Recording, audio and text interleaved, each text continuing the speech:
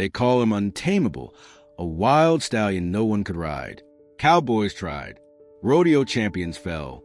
He broke them all, until an old man with a forgotten name and a past full of silence stepped up, without rope, without command, just presence. What followed wasn't just a ride. It was a return, a reckoning, a story etched not in headlines, but in hoofprints and dust. Why did the stallion choose him? And why did they vanish into the hills after just one ride? This is the story of Elijah Cross and the horse who waited for only him. Before we continue with this story, make sure to subscribe to the channel, as we have a special story that'll be released soon. The dirt road outside Bitter Ridge hadn't seen rain in over a month. Wind curled it into little ghosts that danced across the dry fields before vanishing into the fence lines. At the edge of town, past the old grain silo and rusted feed bins, Elijah Cross sat on a wooden bench that had gone gray from sun and silence. He didn't move much anymore. Didn't speak unless he had to. Folks passed him like weathered fence posts, there but not needing much attention. Elijah wore the same canvas duster he'd worn for the last 17 winters, frayed at the cuffs and stitched at the shoulder where a barbed wire accident had left a rip clean through. His hat sat low over his brow, pulled down enough to cast shadow over creases of his face. From that bench, where the old rail depot used to stand, he could see the commotion at the edge of town where ranch trucks kicked up dust in circles. Another crowd had gathered. They were all talking about the horse. The wild one, black as coal, with eyes the color of midnight water. No one could touch him, not the ranch hands, not the state men, not even the rodeo boys who thought they'd show up and tame the beast for sport. They'd brought in trailers with reinforced walls, built a temporary corral next to the livestock auction yard. Elijah had watched the entire setup take shape across the span of 3 slow afternoons. He didn't ask questions. He just listened. The younger men couldn't stop talking. That horse ain't normal. He bit through a steel bit, you believe that? He ain't from around here. The stallion had no brand, no tag, and no records in the Bureau's database. Some said he came down from the high country, blown in like a storm. Others swore they'd seen him years before, near where the river splits at Shadow Bend. Always alone, always just out of reach. They called him Tempest. No one knew who gave him the name. It just stuck. Elijah hadn't said a word about the horse. Not when the sheriff came by the diner asking for volunteers to help wrangle him. Not when the radio station broadcast live interviews with the failed riders. And not when old Jim Nolan, half drunk by noon, claimed the horse was cursed and needed putting down before someone got killed. Instead, Elijah kept sitting on that bench, sipping weak coffee from a thermos older than most of the kids chasing Tempest around the arena. He watched. He listened. His hands, though weathered and calloused, stayed still on his knees. From time to time, someone would glance at him. Just a glance. A flicker of recognition from those who remembered. The man who once rode like wind across the Red Bluff circuit. The one who never got thrown. Until he did. But nobody brought it up. Not anymore. Across the road, a young ranch hand was thrown hard from the stallion's back. He landed wrong, his shoulder folding beneath him. The crowd hissed, then quieted as Tempest reared back, kicking at air, muscles rippling like taut rope under black skin. Dust rose around him in a slow spiral before settling into silence. Elijah didn't flinch. His eyes, hidden under the brim of his hat, tracked every movement. The way the stallion moved, not wild, not angry, just deliberate, as if the bucking wasn't panic, but rejection. The boy was helped to his feet, dazed but not broken. Others would try. More bets would be made. Folks were already whispering about a prize for the first man to ride Tempest longer than 8 seconds. The money had grown with every failed attempt. But Elijah didn't look interested. He sipped his coffee, watched the dust rise, and wondered if the horse was waiting for something, or someone. The wind came in sharp that morning, riding over the plains like it had somewhere to be. Dust caught in the corners of eyes and stung the skin just enough to make folks squint. Still, they gathered, again, at the pop-up corral just past the Miller property line, where the wild stallion stood restless in the far corner, tail flicking like the end of a whip. Tempest. He had become more than a horse now, more than a curiosity. People drove in from neighboring towns just to see him, to watch the next poor soul try their luck. The corral smelled of sweat and challenge. Hay scattered half-heartedly across the dry ground, like anyone expected him to settle. But he never did. He didn't sleep lying down. He didn't neigh or whinny like barn horses did. He paced, measured, studied, and when someone climbed over that railing with a rope and a confident smile, the storm began again. 3 rodeo riders had tried before breakfast. One lasted 6 seconds. The other 2 hit the dirt like sacks of grain. A medic truck waited just off to the side now, its doors open, bandages and splints ready. One of the riders, Tommy Ray from up in Livingston, walked with a limp now he hadn't earned before. Tempest wasn't massive, but he felt larger than he was. Something about the shape of his neck, the set of his jaw, the way his eyes scanned people instead of reacting to them. There was no panic in his movements, no fear. When he bucked, he did so with intention. When he kicked, it was to end a conversation. Riders came thinking they were breaking a wild thing, but they left knowing the opposite. He had decided they didn't belong. Even the military had sent someone, a young man from a training facility downstate, who claimed he could ride any unbroken mount. He brought his own tack, even brought a drone to monitor heart rate and stress signs. He lasted 12 seconds. His helmet cracked in the fall. Sheriff Doyle had stopped counting after the 12th rider.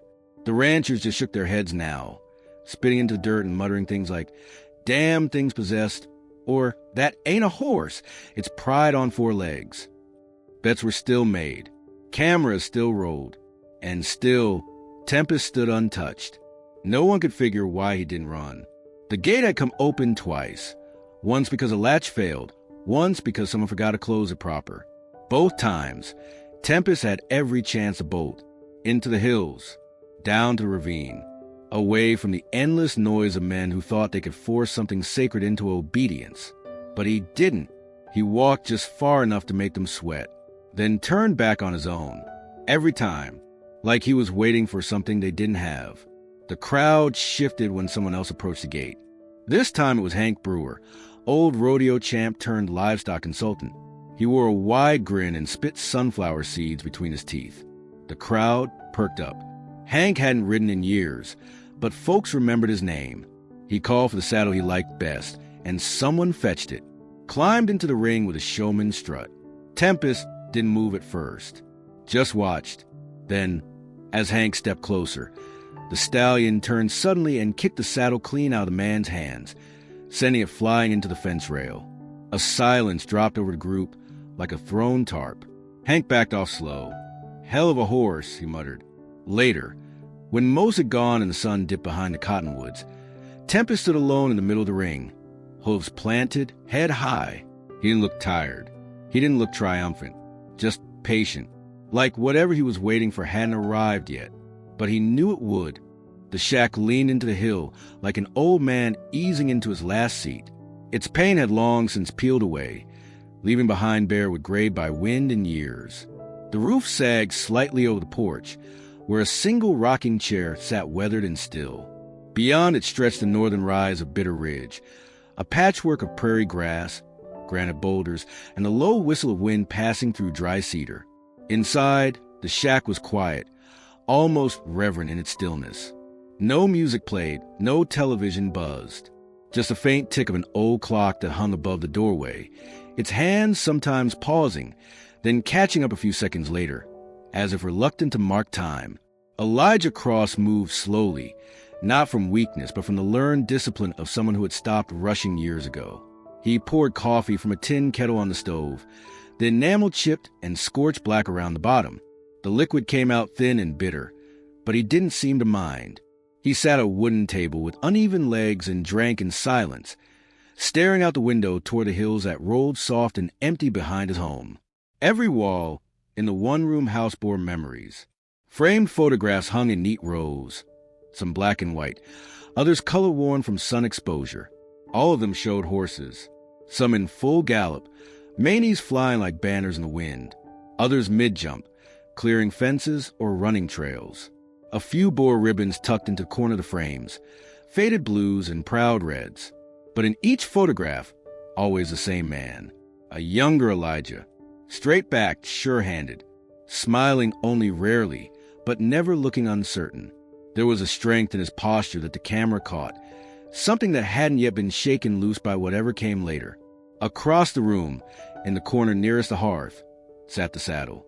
It rested on a simple stand, covered in a canvas cloth that hadn't been lifted in nearly 2 decades. Dust coated the top, undisturbed. The leather straps hung stiff from disuse. The cinch, though still looped through the rigging ring, had grown brittle where the air got to it. On the horn, faint initials had been burned in EC with a steady hand and a hot brand a long time ago. He hadn't touched it since that ride, the one that ended with sirens and silence and the sound of a horse hitting the earth too hard to get back up. Thunder had been more than a horse. He'd been a partner, the kind of man only finds once if he's lucky. They say it wasn't Elijah's fault, that the ground had given out during the final turn of the last ride, that no amount of skill could have changed what happened. But the guilt came anyway. After the accident, Elijah had driven until the road turned to gravel and then to dirt. He parked where the trees thinned and the sky opened up and never left. A friend from town brought groceries once a week. Sometimes they talked.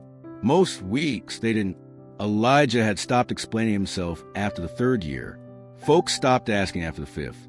Every now and then, someone would mail him clippings, newspaper articles about the rodeo circuit, about the next big rider coming up. He never read them, just folded them into the stove when winter came and let them burn. Still, the photos stayed. He didn't remove them. He didn't cover them. He dusted the frames once a month with the sleeve of his shirt and kept their edges straight. A kind of ritual, not one of pride, but of respect. Outside, a hawk circled above the ridge, riding thermals with the ease of something that had never known the ground. Elijah watched it, cup in hand, face unreadable. He didn't talk about thunder. He didn't talk about the saddle.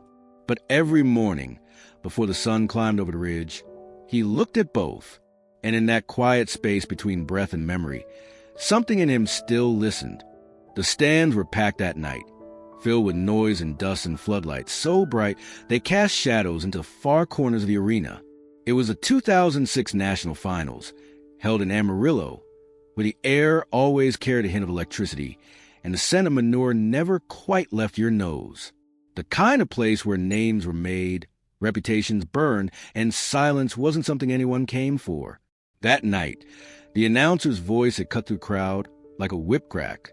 Next up, Elijah Cross out of Montana, 7-time circuit champ, crowd favorite. The arena roared. They always did when they heard his name. He didn't wave, never did, just nodded once, tugged the brim of his hat down, and mounted the horse like a man tying a secret to his back.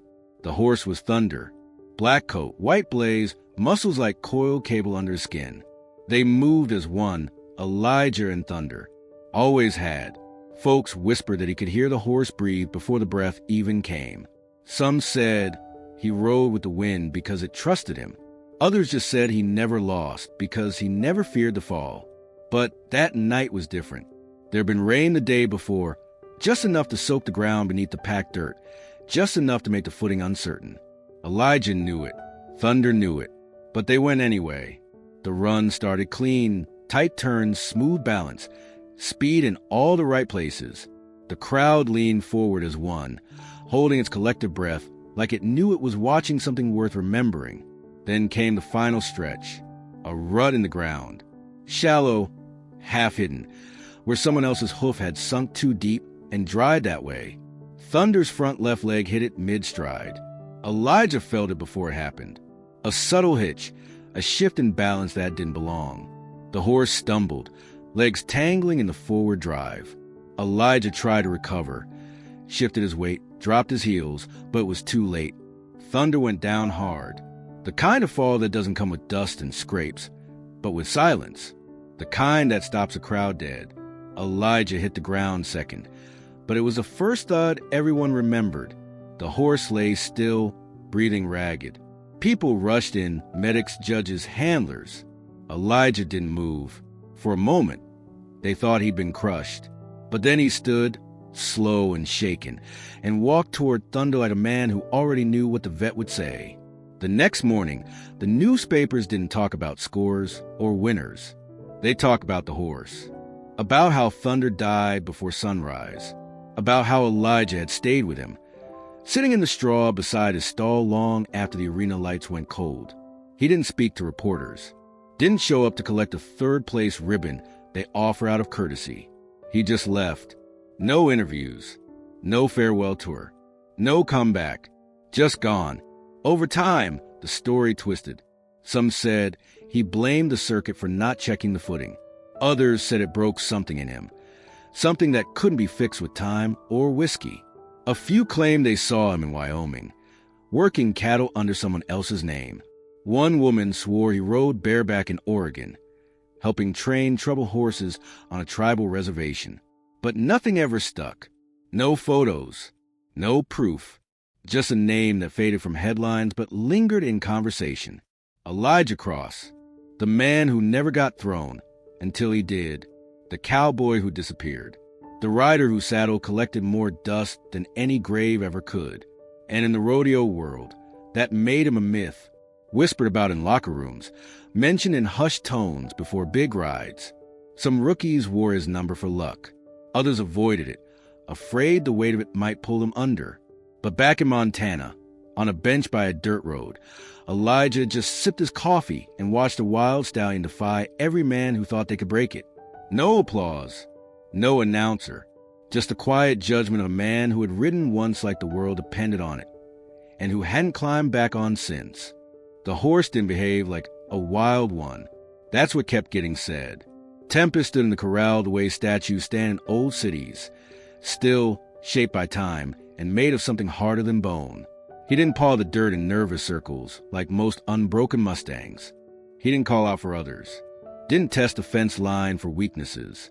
He just watched, like he understood more than he should, like he was waiting for the moment to matter.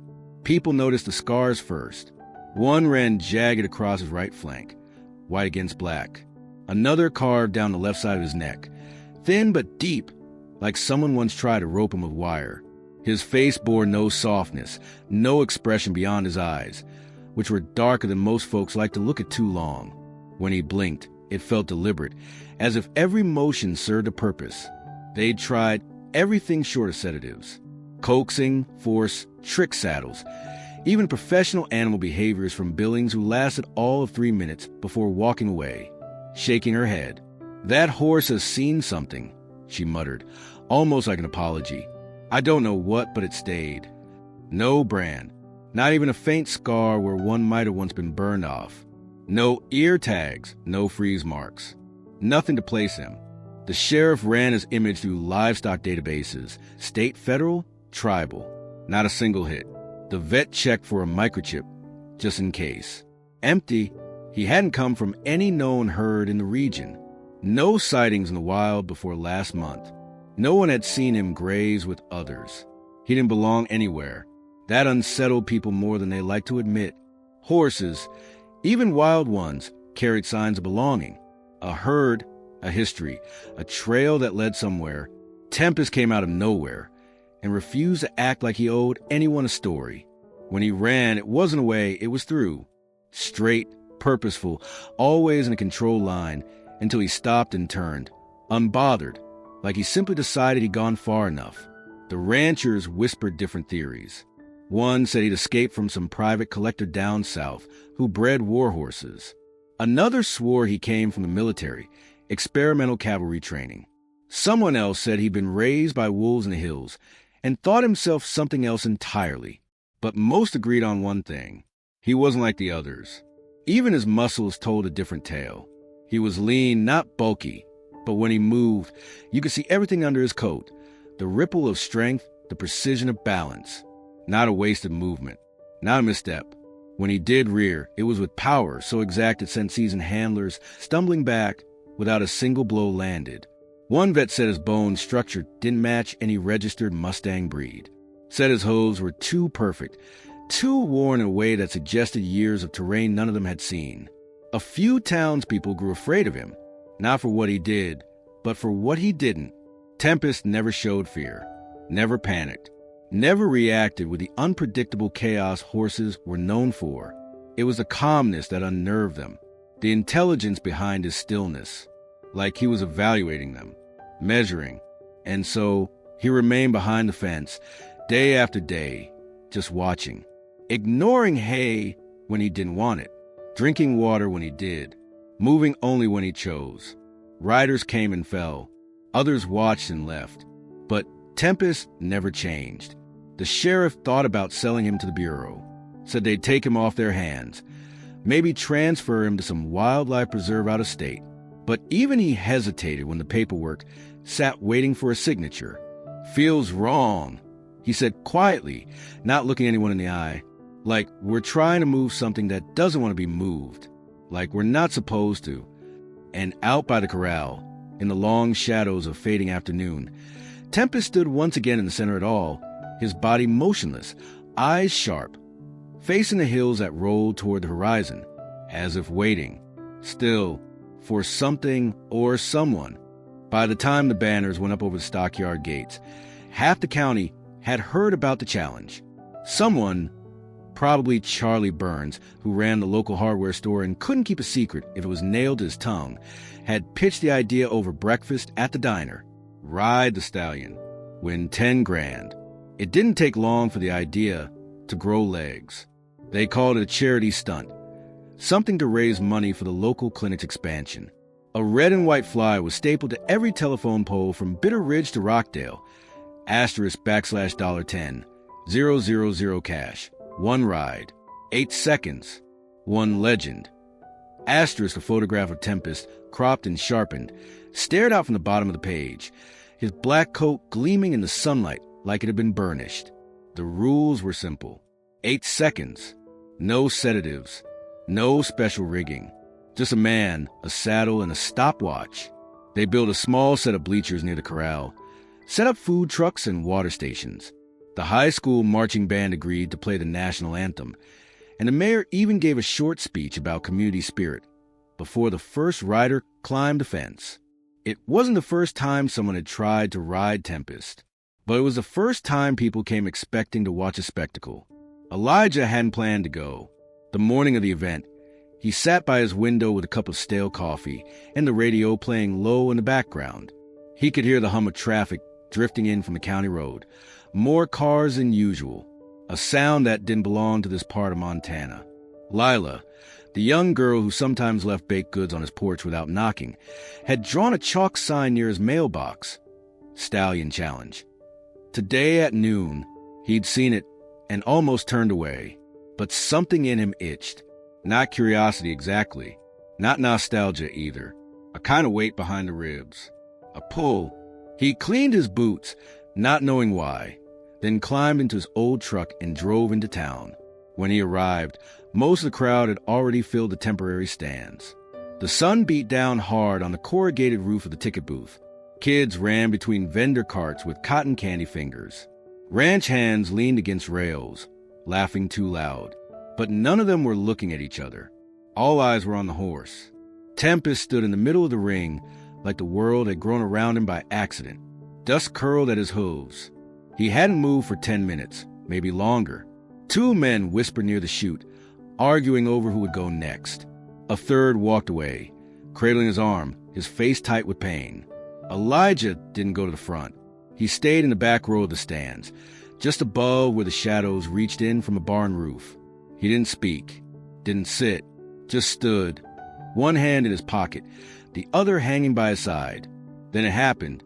Tempest looked up, not a glance, not a flick of the ear or a shift in posture. He lifted his head slow, eyes scanning the crowd, and then he stopped, stared, not at the announcer, not at the riders, but directly at Elijah. The moment stretched.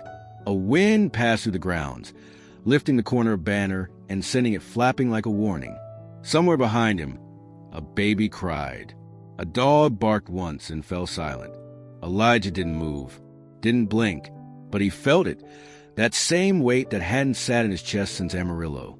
Something more than recognition, something close to memory. After a few seconds, the stallion turned away, not in disinterest, in dismissal. Elijah exhaled slowly. He turned and walked to the far edge of the bleachers where no one was watching. He didn't stay for the next ride, didn't collect a flyer or speak to a soul. Just got in his truck, started the engine, and sat there for a long time before pulling away. In the arena, Tempest stood alone again, watching, waiting. Still, Lila didn't speak much. Not to adults, anyway. She was the kind of child who knew when to keep still. Her mother said she'd been that way since she was small, more watchful than most, more patient. At school, teachers called her quiet, sometimes used words like introverted or shy. But that wasn't quite it.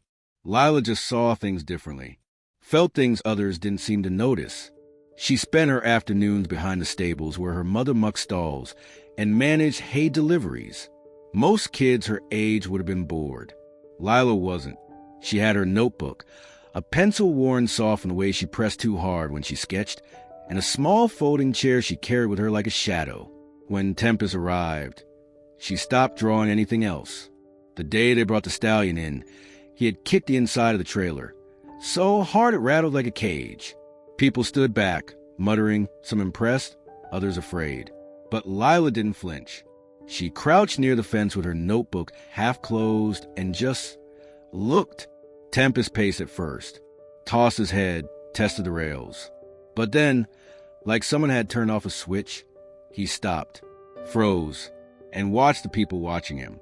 Lila had seen that look before, not on horses, on people, the kind who'd been hurt and never forgot, the kind who let the world talk around them, because listening had gotten too expensive. She didn't tell anyone what she saw. She just started drawing. She sketched his eyes first, not just the shape, but the depth, like they came from farther away than his body did. Then his scars, one by one, with arrows and little notes beside them. Asterisk old wound, not recent. Rope burn, asterisk another note beneath that. Who did this to you? She stayed close to the fence for days. He never came near her, but he never moved away either. When the wind blew and the adults shouted, she stayed still, always just outside the noise. Then she noticed something else. It was the way Tempest looked at the crowd, not the riders, not the handlers, but at one man, the quiet one who came late and stood behind the bleachers, the one who never cheered or cursed or laughed, the one with the hard boots and the old canvas jacket that fit like a second skin. She didn't know his name at first. No one said it loud, but someone called him cross once under their breath, and she remembered it. She watched how the Stallion's posture changed when Elijah was near, not spooked, not aggressive, just aware. His ears twitched differently. His head lifted a little higher. His eyes tracked him even when others tried to distract him. Lila began sketching Elijah too, from a distance, the way he stood without fidgeting, the way he looked at the ground before he looked at the sky. She put him and Tempest on the same page, across from each other, their eyes lined up. She didn't add anything else. Didn't need to. One evening, when her mother was inside taking a call, and the sun was falling slow behind the barn roof, Lila walked up to Elijah. Not too close. Just enough. She didn't say hello. She just handed him the drawing. Two figures, horse and man, not touching, but tethered by the same line of sight. He looked at it for a long time, said nothing. Then, almost so quiet she wasn't sure he meant her to hear, he said, "You see more than most." Lila nodded once. "He knows you," she said. Elijah didn't reply. He just looked out toward the corral, where Tempest stood still as stone, facing the fence, not waiting, not watching the others, just watching them. And from that day on, Lila stopped sitting behind the fence. She started sitting next to it, pencil ready, eyes open, watching not just a Stallion, but the space between him and the man who hadn't ridden in 17 years. The barn was different at night. Quieter, of course, but not just because the voices were gone. The absence felt heavier than silence, like the walls themselves were holding their breath. Moonlight filtered into the gaps in the siding, casting long strips of pale light across the hay-strewn floor. Dust floated through the beams, slow and weightless, like the air had forgotten how to move.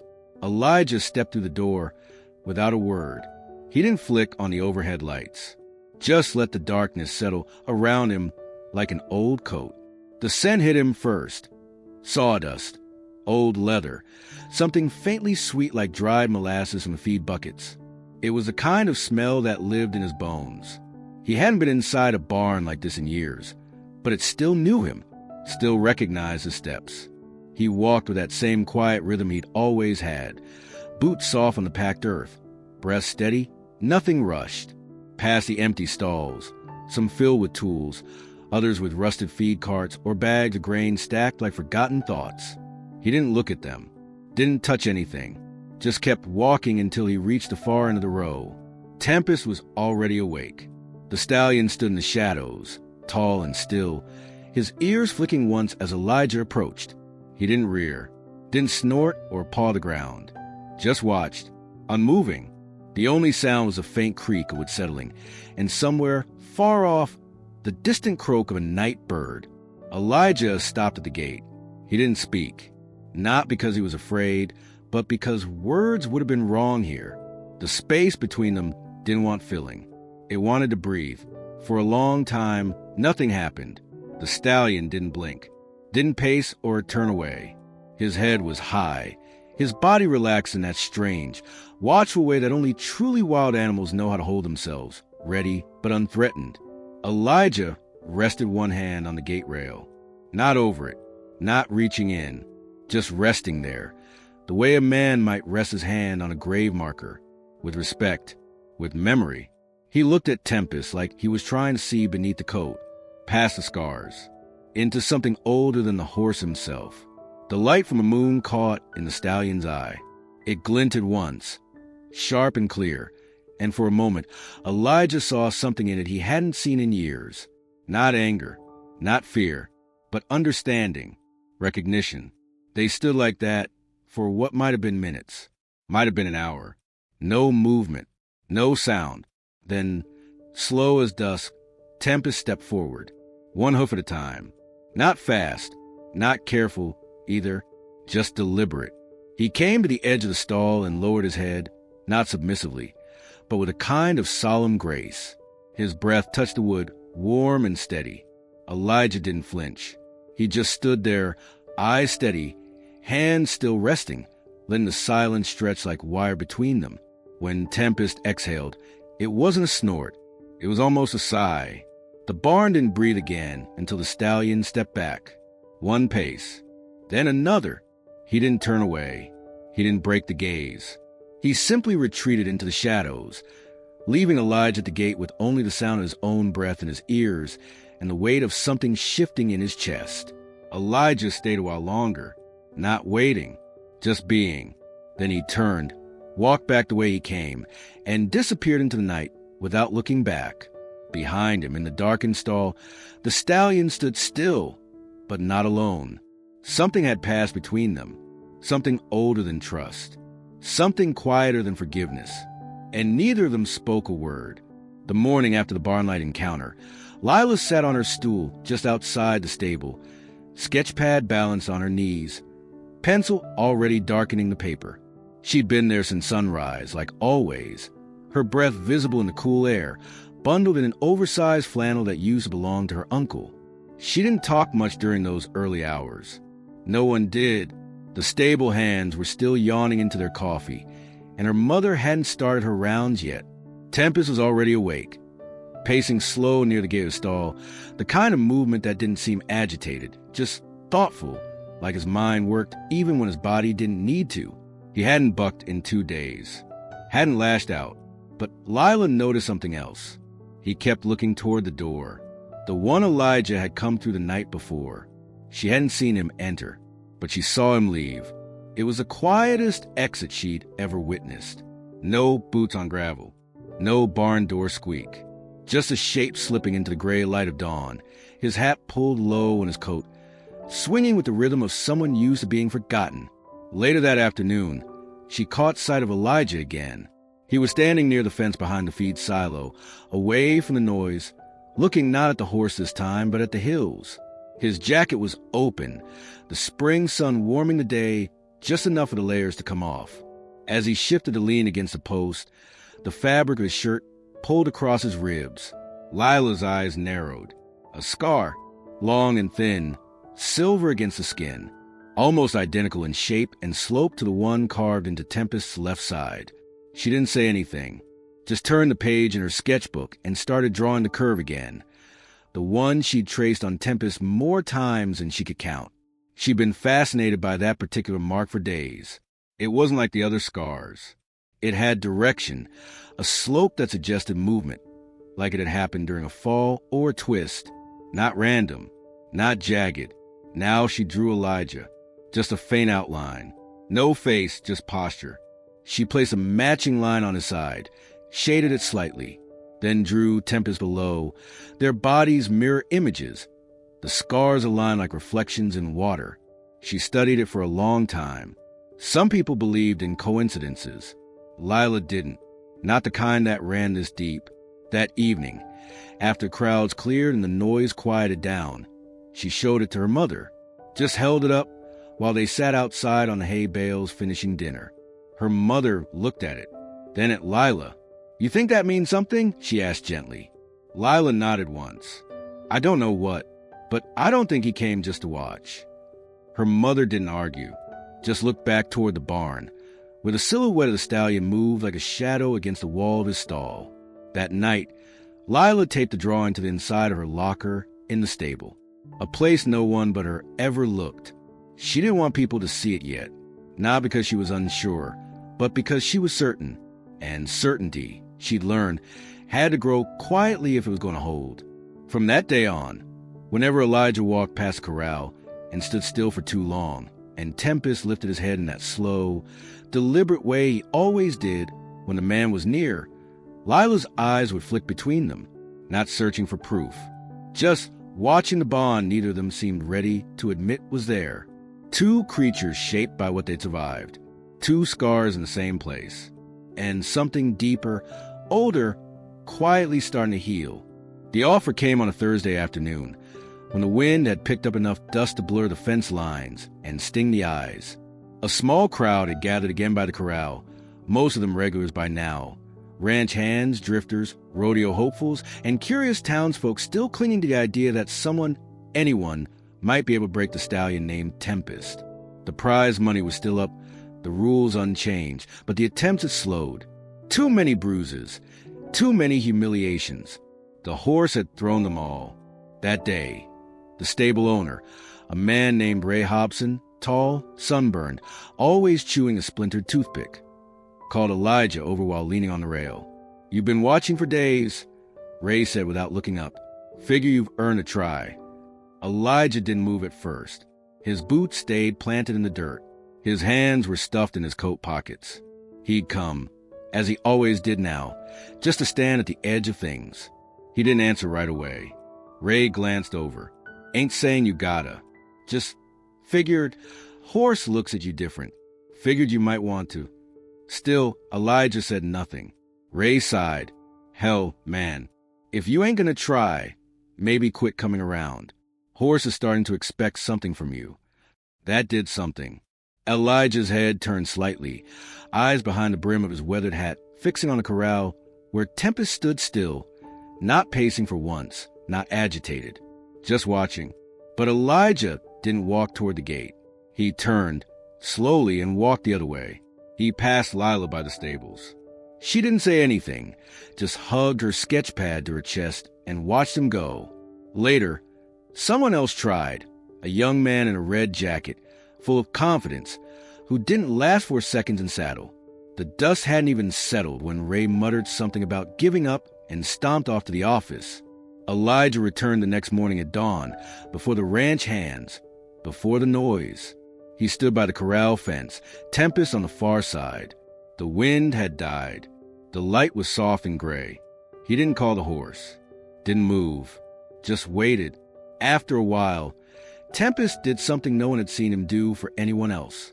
He stepped forward, one slow, deliberate pace at a time, until he stood just a few feet from the fence where Elijah waited. The space between them was thick with silence. Elijah looked at him, then slowly took off his hat and pressed it against his chest. The scars on his knuckles showed clearer in the light now, like old maps of places no one wanted to revisit. "I'm not ready," he said quietly, his voice rough with years of dust and disuse. "And you ain't either." There was no one to hear him but the horse. He stayed there a while longer, said nothing else. When he finally turned to leave, Tempest didn't rear or pace, just stood, still and tall, ears forward. By noon, word spread that Elijah Cross had turned down the ride. "Man's afraid," some said. "Too old," others muttered. But Lila didn't believe any of it.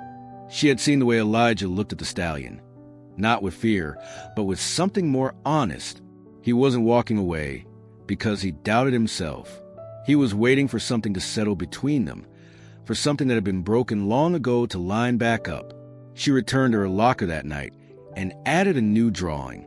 2 figures again, man and horse, but this time a fence between them, not a barrier, just space, waiting space. Not every silence is hesitation. Some are agreements not yet spoken aloud.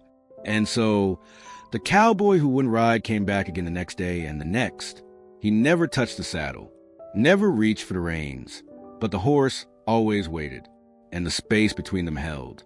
The soil out in Big Sky country had a way of holding secrets. Maybe it was the weight of the seasons, the push and pull of frost and drought, that buried things deeper than anyone meant to. Or maybe it was just easier to let the ground keep what the heart couldn't hold. Elijah Cross knew that better than most. Long before Tempest, before the crowds and the challenge, before the silence that had become his only companion. There had been another horse. His name was Thunder, a quarter horse, dark chestnut with a blaze down his face and legs that moved like wind through canyon grass. Elijah hadn't just ridden Thunder. He had trusted him in ways he never trusted people. That horse didn't need spurs, barely needed reins.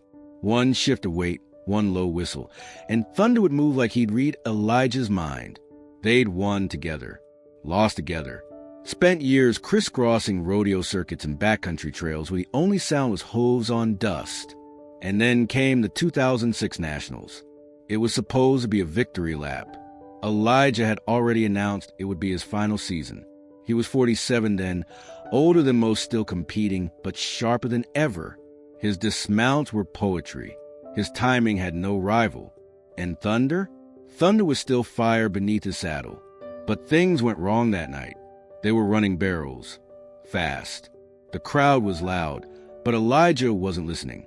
He was tuned to the rhythm of Thunder's breathing, the lean of each curve. Then, between the second and third barrel, it happened. Thunder's stride faltered just a fraction, but it was enough. His back leg gave. A sickening sound followed, like a tree trunk splitting down the middle. Elijah flew one way, the horse the other. He hit the ground hard, but conscious, crawled back to Thunder, whose body writhed in panic on the arena floor. The medics rushed in. The announcer's voice wavered. The crowd had gone death still. They said Elijah should have seen it coming, that he'd pushed the horse too hard, that an old injury, one not properly rested, had given out under strain. Some said he'd known and ignored it. Others whispered darker things. But the truth was, he hadn't known, and maybe that's what hurt most. Thunder was euthanized right there, in the arena, behind a curtain hastily drawn. Elijah never rode again. He didn't stay to explain, didn't give interviews. He packed his rig, his saddle, and a few shirts, and drove into the highway faded into gravel. Found a shack in the foothills north of Livingston. Nobody asked questions there, and he never gave answers. The saddle stayed in the corner of the room, untouched, not out of pride or grief exactly, but something more complicated. It was a symbol, but not a shrine, a memory that weighed too much to throw away.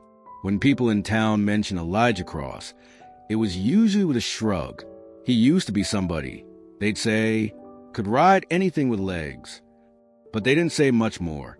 Most of them didn't know what had happened. The ones who did just looked away and changed the subject. Lila knew none of this, not directly, but she sensed things. The way Elijah would stop talking mid-sentence when someone mentioned rodeo. The way he looked at Tempest, not like a challenge, but like a question. Like he saw something in the stallion that mirrored back a part of himself he'd buried beneath 17 years of silence. One afternoon, She followed Elijah up a trail that wound behind the stables. She didn't mean to intrude, just wanted to sketch the light through the trees. But when she came over the ridge, she saw him kneeling in the dirt beside a small wooden marker, weather-worn, half-buried, hand-carved with the word thunder. He didn't see her. She didn't call out. She just watched as he rested one hand on the soil, not saying a word, not needing to. Some stories aren't told with mouths. They're told with hands, with absence, with the weight of time pressing down on a name scratched into soft pine. Thunder wasn't just a horse. He was the last thing Elijah had trusted with his whole heart. And when he'd lost him, Elijah didn't just lose a partner. He lost a part of himself that believed he could try again. But Tempest had stirred something. Not hope, not yet, but maybe memory. Maybe the reminder that some silences weren't meant to last forever. The commotion started before sunrise. The arena lights hadn't even flicked on when a shout cut through the morning air, sharp and startled. Someone had tried again. Another name from out of town. A young rodeo hopeful with more confidence than sense. He'd come in quiet, asked no one's permission, and tried to saddle the stallion before most had their coffee. It didn't go well. Tempest's scream was unlike anything the handlers had heard before. Not pain, fury.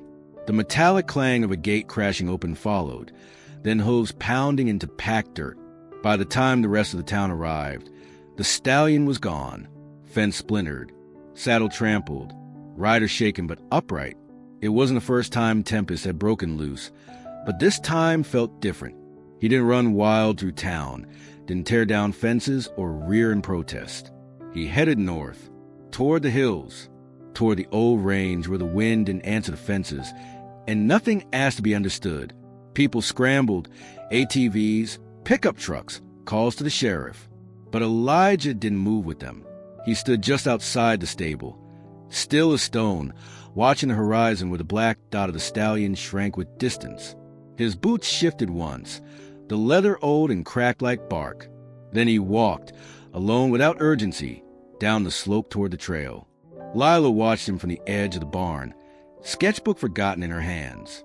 The others searched with noise, shouting, revving engines, the crackle of radios. Elijah said nothing.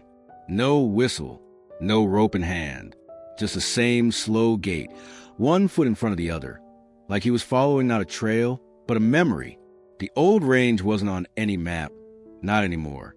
Decades ago, it had been shared land, unfenced and open. Now it was mostly forgotten. Bramble and prairie grass had swallowed the trails. Trees bent under the wind's will. Coyotes marked in the dusk, and wild things called home again. It took nearly an hour for Elijah to reach the lower ridge.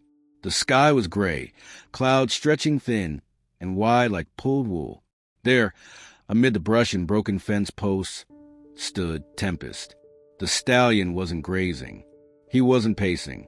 He just stood, still as Elijah had been, his chest heaving from the run, mane tangled with burrs and wind. He didn't bolt when Elijah stepped closer. Didn't rear. Just turned his head slightly, one dark eye watching. Elijah stopped a dozen yards away. Didn't close the gap. Didn't reach for him. "I didn't come to take you back," he said, his voice low and rough from disuse. "Just figured someone ought to walk beside you." Tempest snorted once, tossed his head, then turned away and began to walk further into brush. Elijah followed.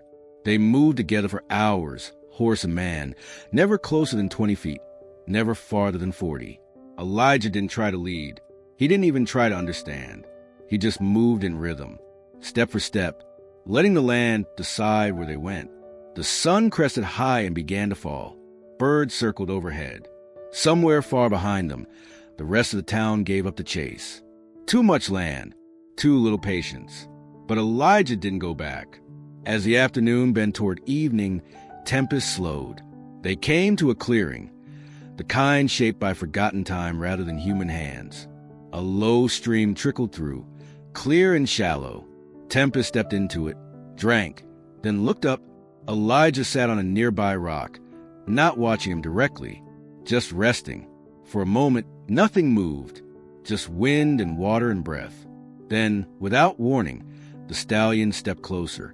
3 paces, 4, He stopped just beyond arm's reach, head turned slightly to the side. Elijah didn't move, but his hand shifted once, resting on his knee, palm open. Tempest didn't take another step, but he didn't turn away either. Night was coming. They would have to go back eventually. But for now, there was nothing pressing, nothing broken, just an old man and a horse with too much past behind them, standing still in a world that had stopped asking why. And behind them, the trail held no prints, only silence. The dust was softer here, like flowers sifted too many times.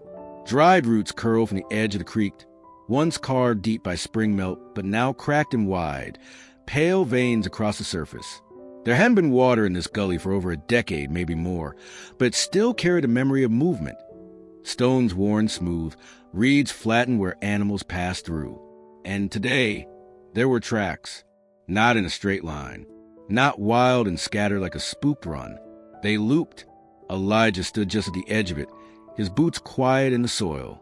The hoofprints had returned in a circle, wide then narrowing, for distinct turns and then a spiral, not fast, not panicked, thoughtful, almost.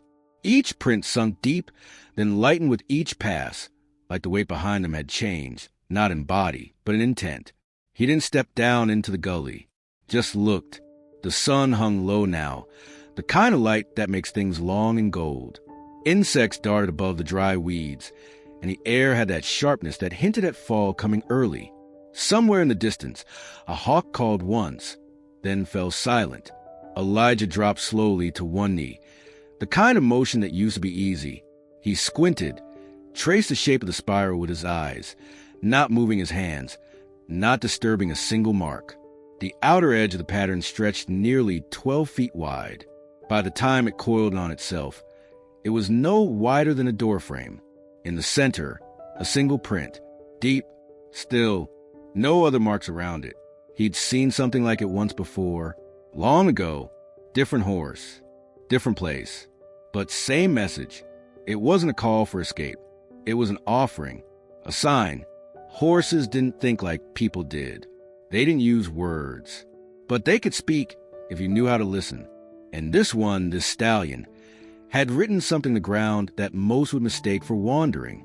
But Elijah had walked beside too many to miss it. The spiral was a return, a willingness to stay. He eased onto both knees now, resting his hands on them back straight. Still didn't move forward. Still didn't call out. Tempest was nearby. He could feel it. The stallion had doubled back. Elijah had seen the signs half a mile ago. The branches brushing the wrong side. The disturbed patches of grass too neat to be wind. The animal was watching, not testing anymore, waiting. Elijah didn't turn his head, just spoke, softly, like a man speaking to the earth itself. "You ready for me to follow?" No answer came, and none was needed. Instead, from the slope behind him, came the quietest sound, a rock nudged loose, sliding down dry dirt. Not fast, not loud, but placed. He didn't turn. Tempest stepped into view slowly from a high ground where scrub and dust met sky. His silhouette was framed by the orange wash of fading sunlight. Muscles coiled, legs braced, but head lowered slightly, like a bow drawn back but not fired. They stayed like that, man below, horse above, sharing a kind of silence that doesn't ask for meaning. Tempest's ears flicked forward once. Elijah's breath slowed. Then, with a single shift of weight, the stallion stepped down the incline. Not rushed, not hesitant, just sure. He moved through his own tracks, brushing the spiral's edges, passing through the center. When he reached the dried bed's bottom, he turned, faced Elijah directly. The old cowboy didn't stand, didn't raise a hand, just nodded once. A deep, slow nod that came from the base of his spine, and the stallion stepped closer. Not much, just enough to close the last of the distance between them. Elijah exhaled then, something heavy leaving him. Not relief, not triumph, just the kind of breath a man holds for 17 years when he's not sure if the trail ever leads back.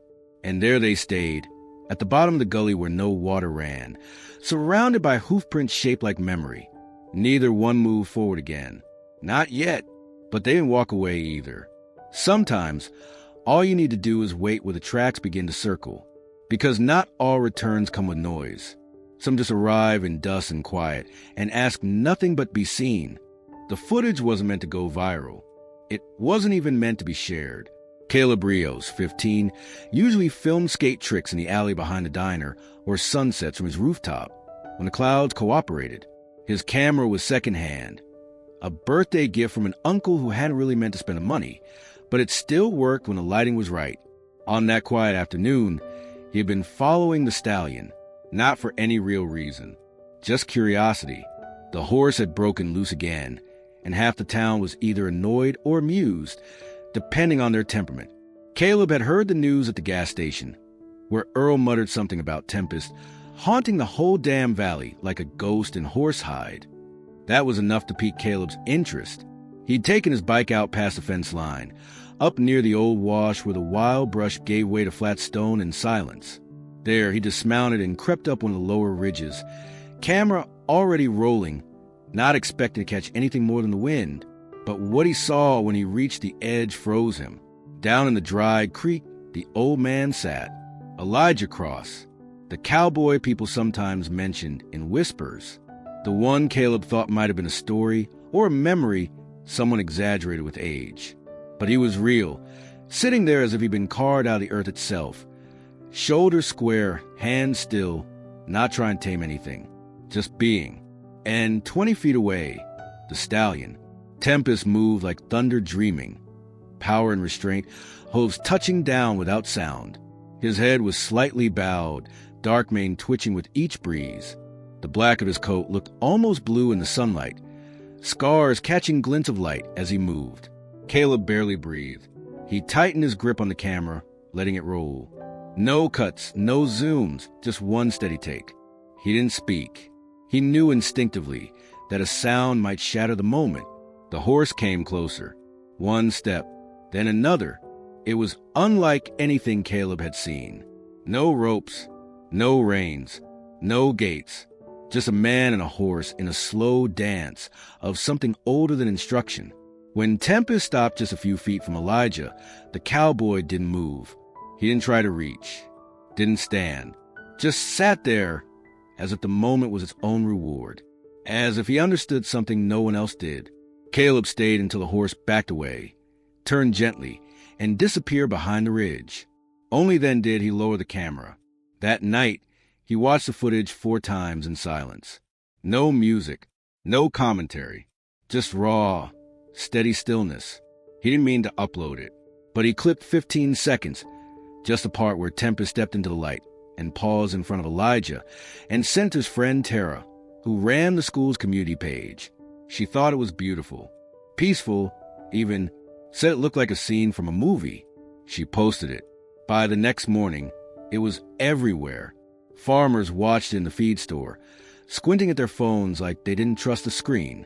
Bartenders showed it to strangers. Kids played it on loop between classes. No one could explain it, but everyone felt it. That strange pull of reverence. Not awe, not fear, but something softer. Like they'd just seen the inside of something sacred. Nobody laughed, not even the ones who usually scoffed. By noon, the town paper ran a story with a still frame of the moment. Elijah's face lit with golden dust. Tempest just a breath away. The caption read, "When silence speaks." Caleb didn't go around claiming credit. He didn't need to. The video wasn't about him. The footage had given the town something it didn't know it needed. A pause. A sense of something bigger than pride or spectacle. And as the video spread, even beyond their quiet stretch of Montana, people began to ask, who is this man? What happened between him and that horse? But for the ones who knew, who had felt the moment in their own bones, the better question was, what brought them back together, and why now? The barn hadn't seen that kind of light in years. The soft, low slant of morning warmth that catches in particles of dust and turns them gold. It spilled through the crooked slats like a memory, trying to find its way back. Inside, Elijah moved with deliberate slowness, not out of frailty, but respect. Everything in that barn had once been part of something sacred, and he wasn't sure if it still knew how to forgive him.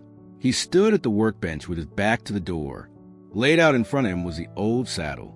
The leather was cracked in places, the deep brown dulled by time and air that carried more silence than conversation. One stirrup was still bent slightly inward, just the way it had been on the day it was hung up. Hung, not stored, not forgotten, but placed in exile. And for 17 years it had waited. Elijah ran a cloth along the edge, slow and sure. The dust lifted from the surface in soft clouds, catching the light and disappearing. He didn't rush. He didn't speak. There were tools beside him, brushes, oils, old tin cans with half-readable labels. But he used his hands more than anything. Fingers worn like the reins they once held. Fingernails lined with dirt from a dozen rides that only existed now in his body. Outside, Lila crouched low in the tall grass beside the barn. She'd come to feed the cats. But the sound of movement inside the usually still space had drawn her near. She didn't mean to spy. She just stayed quiet, tucked between a slat and a nail, watching through the wooden cracks. What she saw didn't feel like something she should interrupt. Elijah never looked toward the open door. He didn't seem to notice anything outside his own rhythm. Wipe, oil, flex, wipe. The saddle was heavy in his hands, but it didn't burden him. It anchored him. Like if he could make it right again, maybe something in the world would tip back into place. He paused once, looking down at a faded brass concho near the back of the seat. His thumb passed over it. It was engraved, 2 letters, barely visible now. TC, Thunder Cross. That was the name they gave his last horse. The one that died beneath him. The one no one else ever rode. The one that still stood behind his eyes when he closed them, when sleep came heavy and unwelcome. He set the saddle down and turned it gently to check the rigging. The leather laces were still strong, still holding. He smiled, not broadly, just the kind of tired smile a man gives to a friend he thought he'd never see again. Then he wiped it again, polished the horn, tightened the cinch strap, and let the muscle memory do what his mind had been too careful to consider for years. Lila stayed still. She didn't understand everything she was seeing, but she felt the importance of it. There was something in the way Elijah handled that saddle, a reverence she'd only seen once before. It was the same way her mother touched a photo of her father when she thought no one was looking. She didn't know if Elijah would ride, didn't know if he could, but she knew something was shifting, even if it was just inside him, the kind of shift that didn't announce itself with words, only actions, only silence. When he finished, Elijah stepped back and looked at the saddle as though seeing it for the first time again. It gleamed, not new but restored.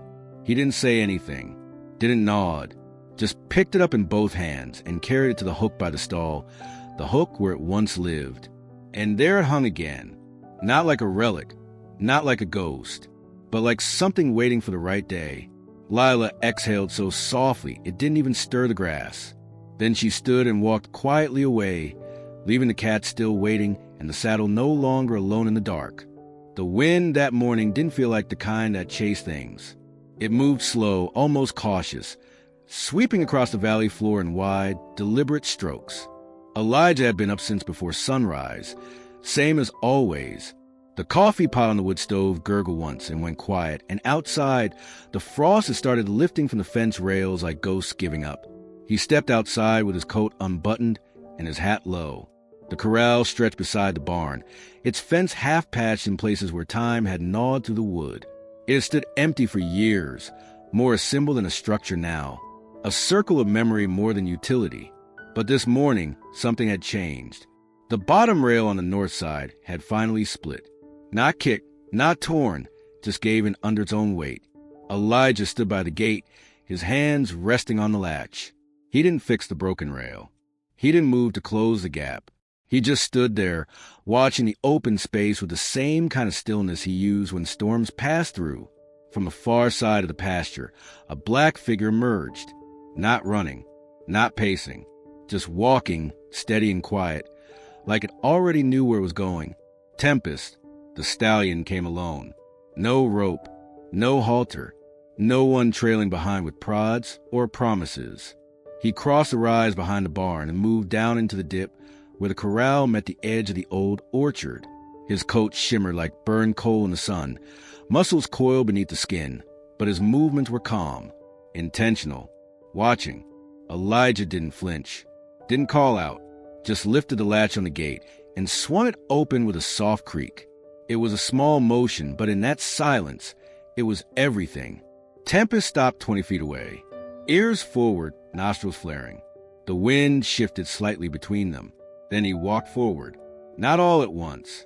3 steps, pause. 2 more, hooves stirring up dust that hadn't moved in years. The space between them closed without a sound. Elijah kept one hand on the gate, the other resting against his leg. He didn't blink much. His eyes stayed locked on the horses. There was no wild charge, no test of power. Just a moment, a long, impossible moment, when a creature had thrown every rider, broken every corral, and outrun every hand stepped into a space not because he was chased, but because something in him said it was time. Tempest crossed the threshold. Inside the corral, he circled once, slow and watchful. He passed within inches of Elijah, not touching, but not avoiding either. Dust kicked up around his legs, soft and gray, and the sound of his breathing filled the quiet. When he stopped, it was beside the gate, facing Elijah. Elijah closed the latch. He didn't move to touch the horse, didn't reach for a lead or speak a single word. He just stood beside him, man and animal, shoulder to shoulder, separated by nothing but time and what it had done to both of them. From the kitchen window, Lila's mother watched with the curtain barely pulled back. She called for her daughter without looking away. Lila came running, still half-dressed, and saw it through the glass. Elijah crossed, standing in his broken old corral, with the stallion no one could ride standing next to him like they'd known each other all along. Neither moved for a long while. Then Tempest lowered his head slightly, just enough, a gesture. Elijah didn't mirror it. He simply nodded once, slow and low, the way cowboys used to tip their hats at passing trains. The wind picked up again, carrying a few strands of hay across the fence line, and the gate, now latched, no longer mattered, because whatever fence had once stood between them, fear, memory, pride, guilt, had given in too. The morning sun had risen slow, diffused behind a pale curtain of cloud, the kind that softened everything it touched. The barn sat quiet in its shadow, weathered with absorbing light without reflecting it, as if it understood the day didn't need to be bright to be important. Elijah stood inside the open doorway, the scent of hay and old oil thick in the air. His boots didn't make a sound as he stepped forward. Tempest was already in the corral, standing in the exact center, unmoving. He hadn't been tied or herded. He'd walked in again that morning on his own, same as the day before. No whistle had called him. No gate had been closed behind him. Just space left open and something in him that chose not to run. Elijah reached for the glove. He only took the one. The other hand remained bare, curled quietly at his side. The glove was old, worn soft at the palm and creased along the fingers. Not a showpiece, not for riding. Just something to make the contact gentler. Maybe it was the opposite. Maybe it was a layer to hold back just enough. Either way, he pulled it on slow, then walked toward the stallion. Tempest turned his head, ears twitching, eyes sharp. He didn't back up, but his weight shifted. A subtle tremor passed down his flank, barely noticeable unless you were close enough to hear it in the air. Elijah stopped 2 feet away. They stood like that for several seconds, the silence deepening until even the wind seemed to hush. Then Elijah moved, not quickly, not as a test, just a quiet, steady motion. A gloved hand raised from his side and extended toward the black shoulder of the horse. His arm didn't tremble. His breathing didn't falter. But the moment hovered between them like the space between lightning and thunder. Tempest flinched. It wasn't dramatic, just a sudden tightening in the neck, a step backward that lifted dust from the dry ground. But it was enough. Elijah didn't follow. He let the hand hang there, midair, unmoving, waiting. Tempest blinked. His body stilled again. He tilted his head just slightly, as if recalculating. Not fearful, just uncertain. He looked not at the hand, but at the man. Elijah's eyes stayed steady. No challenge, no command, just presence. The stallion took a half step forward. The hand made contact. A single, Slow press upon the shoulder, no force, no pressure control, just a weight of trust, placed softly on a body that had never asked for it. The muscle beneath the skin twitched once, then eased. Elijah let his hand rest there, warm leather against warm hide, and still said nothing. The sound of the barn faded until there was only breathing, the kind that sinks without trying, the kind that comes not from habit, but from some older rhythm buried too deep for words. Tempest didn't move away. Elijah slid his hand up just a little until it rested just behind the neck. Still no rope, no bridle, no bit between teeth. Just man and horse, neither claiming the other. Just choosing, for now, not to turn away. A whisper left Elijah's lips, not loud enough for anyone else to hear. Had anyone been there to listen? Not even full words. Just a sound, a softness that rose from the chest and floated out between them. The kind of whisper that didn't expect to be understood, but needed to be said. Tempest turned his head slightly. Not all the way. Just enough for one brown eye to catch Elijah in its edge. The hand didn't move. The whisper ended. From the barn shadows, Lila watched, her breath caught in her throat. She'd follow without being seen, crouched low between stacks of feed and the wall. She hadn't meant to spy, only to witness. And what she saw didn't need translation. It wasn't a trick. It wasn't a taming. It was something else. Something people don't usually get to see unless they've lost enough to know what it means. Outside, the clouds began to thin.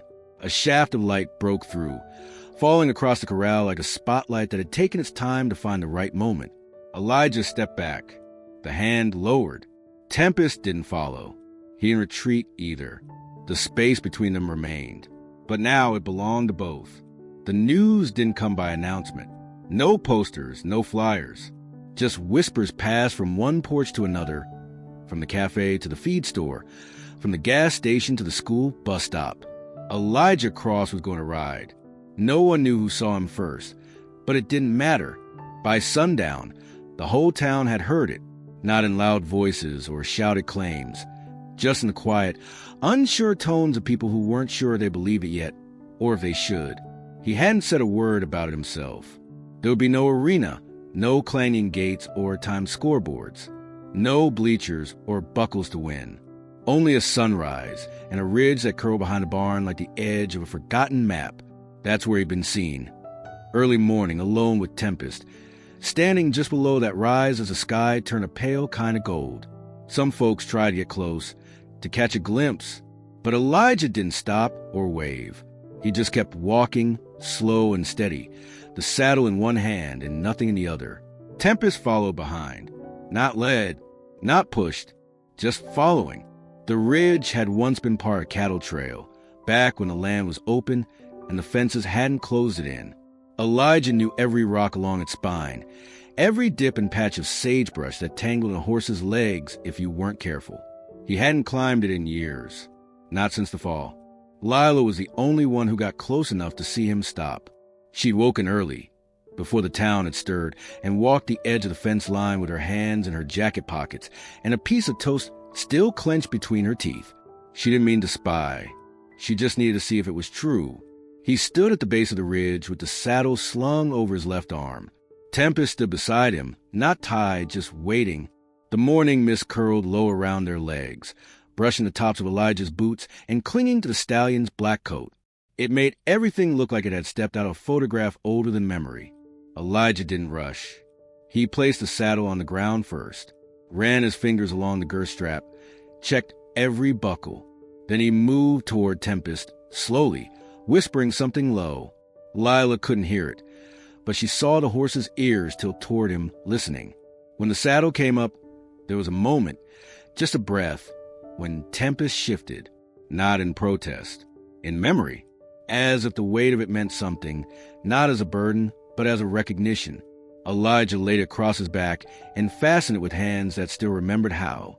No jerks, no yanks, just quiet movements that honored the body beneath the leather.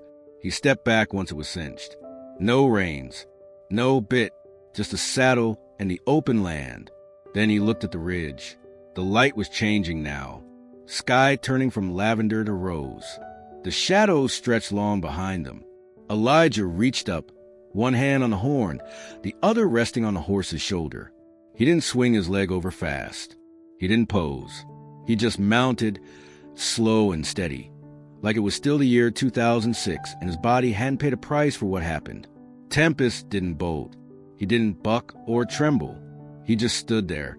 And then, after a pause that felt longer than it was, he took a step, then another, up the ridge, carrying the weight like it belonged. Lila stayed crouched near the fence line, her breath catching in her throat. She watched until they disappeared over the rise, into the orange edge of morning. No one else saw it, but by mid-morning, the story had already grown. They'd say Elijah rode like he'd never left the saddle, that Tempest carried him like they were born on the same day, that there wasn't sound on the ridge but hooves and wind. But Lila knew the truth. It wasn't about the ride. It was about the fact he climbed on it all. The sky had turned a shade of pale blue that barely held the last of the dawn's color, thin streaks of pink and amber curling away like breath on cold glass. The ridge behind the barn wasn't steep, but it rose just enough to meet the horizon in a clean line, the kind that looked drawn by hand. And on that line, two figures moved, one tall and upright, hat brim catching the light, the other dark and lean, hooves silent in the dust. Together they made no sound but rhythm, no more than a hush of wind brushing over sagebrush and the soft grind of stone beneath iron shoes. It wasn't a gallop. It wasn't even a trot, just a slow walk that felt deliberate, each step guided by something older than habit. Elijah sat steady in the saddle, not leaning, not holding tight. His back was straight, not from pride, but from respect. His hands didn't clutch the reins. There weren't any. Just his fingers resting on the saddle horn and the warmth of the horse beneath him. Tempest didn't bristle or resist. His ears were forward, his neck relaxed. Every movement between them had settled into a rhythm that didn't need command. It was agreement, quiet, mutual, unspoken. Below them, in the shadow of the barn in the early sun, someone raised a phone. A teenager, same one who'd filmed them at the creek days ago. He'd come back hoping to catch something. And he had. Framed perfectly between fence posts and morning light were Elijah and Tempest, cresting the ridge like they belonged to the land and not the people watching. The boy didn't call out, didn't wave.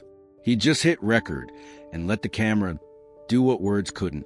What it caught wasn't flashy, wasn't dramatic, but it was something that made your throat tighten for reasons you couldn't name. Two shadows side by side, man and horse. No rope, no show, just movement, just grace. Elijah didn't notice the camera. Neither did Tempest. They moved as if no one had ever built a world outside the ridge, as if the earth was just hills and sky and the silence between hoofbeats. Up top, the wind grew stronger. It carried dust from the dry soil and tangled it into the air behind them like a trail. But they didn't stop. Elijah loosened his legs, shifted slightly in the saddle, and Tempest adjusted without hesitation. No flinch, no pause, just flow. Somewhere down the trail, a bird lifted from the tall grass and swept into the open sky. Its wings flared wide before folding tight again, a single curve of black against pale blue. Elijah watched it rise, the brim of his hat tilting as his head followed it. Tempest's ears flicked, but he didn't veer off. They just kept going. What no one could see from below, what the camera couldn't catch, was a small shift in Elijah's jaw. Not a smile, something quieter, a release. The kind of expression a man wears when a knot inside him begins to loosen after years of pretending it wasn't there. He'd ridden thousands of horses before.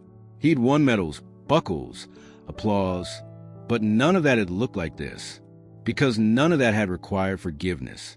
And that's what this ride was.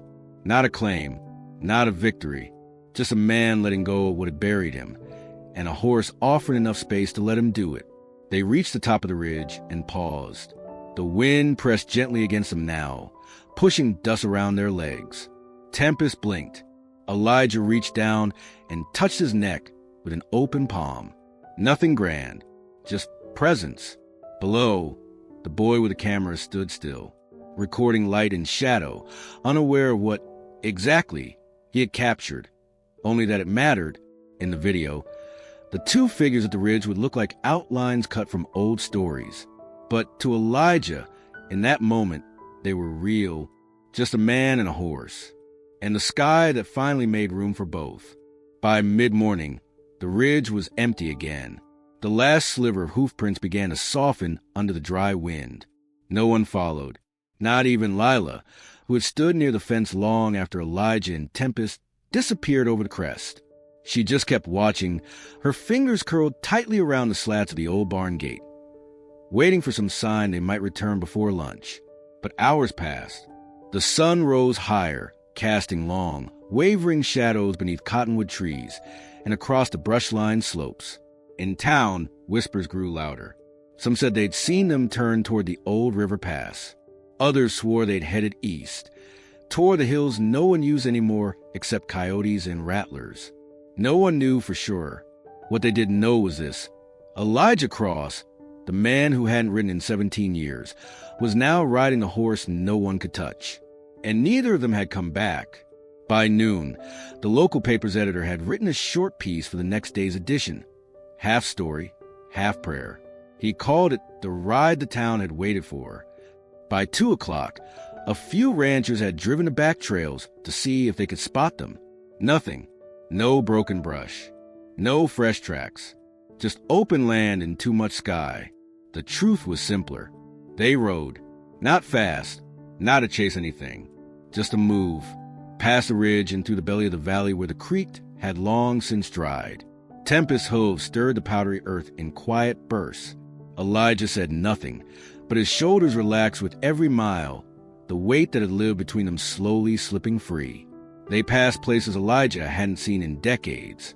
An old watering hole where he and Thunder used to rest after long days. A collapsed fence line that once marked the edge of his grandfather's property. They crossed a shallow ravine without stopping, Tempest picking his steps like he'd done it before. And maybe in some way, there was no trail, no destination. But there was a rhythm between them that didn't falter. Elijah adjusted in the saddle when Tempest shifted his pace. Tempest flicked his ears at the faint whistle Elijah made under his breath. A tune from long ago, not quite music, not quite memory. Time didn't stretch or shrink. It just disappeared. By late afternoon, the sun angled low behind the distant ridges, casting golden light across the plains. The air grew cooler. A few deer lifted their heads from the brush as the pair passed, then returned to grazing undisturbed. Back in town, chairs were pulled to porches. Dinner plans were delayed. The feed store stayed open past 5, just in case someone came in with news. But still, no one saw them. The ride continued. They reached the foothills as the light began to soften into twilight. Elijah dismounted once, just to kneel beside a creek and let Tempest drink. He didn't speak, didn't praise, didn't command. He just waited. When the horse finished, he mounted again, slow and sure. The silence between them now felt earned. When they finally turned toward home, the stars had already started to appear. A cold edge rode the air, tugging gently at Elijah's coat. He didn't shiver. Tempest's breath steamed faintly in the growing dark, but his steps never slowed. They returned by moonlight, not to applause, not to open gates or camera flashes, just to the same barn, the same fence, the same quiet. The only witness was Lila, still waiting near the fence, a flashlight clutched in her hand like a lantern from another time. She saw them first, two shadows emerging through silver grass, slow and calm, like they'd never left. She didn't say anything. Neither did Elijah. He stepped down from the saddle, without a sound.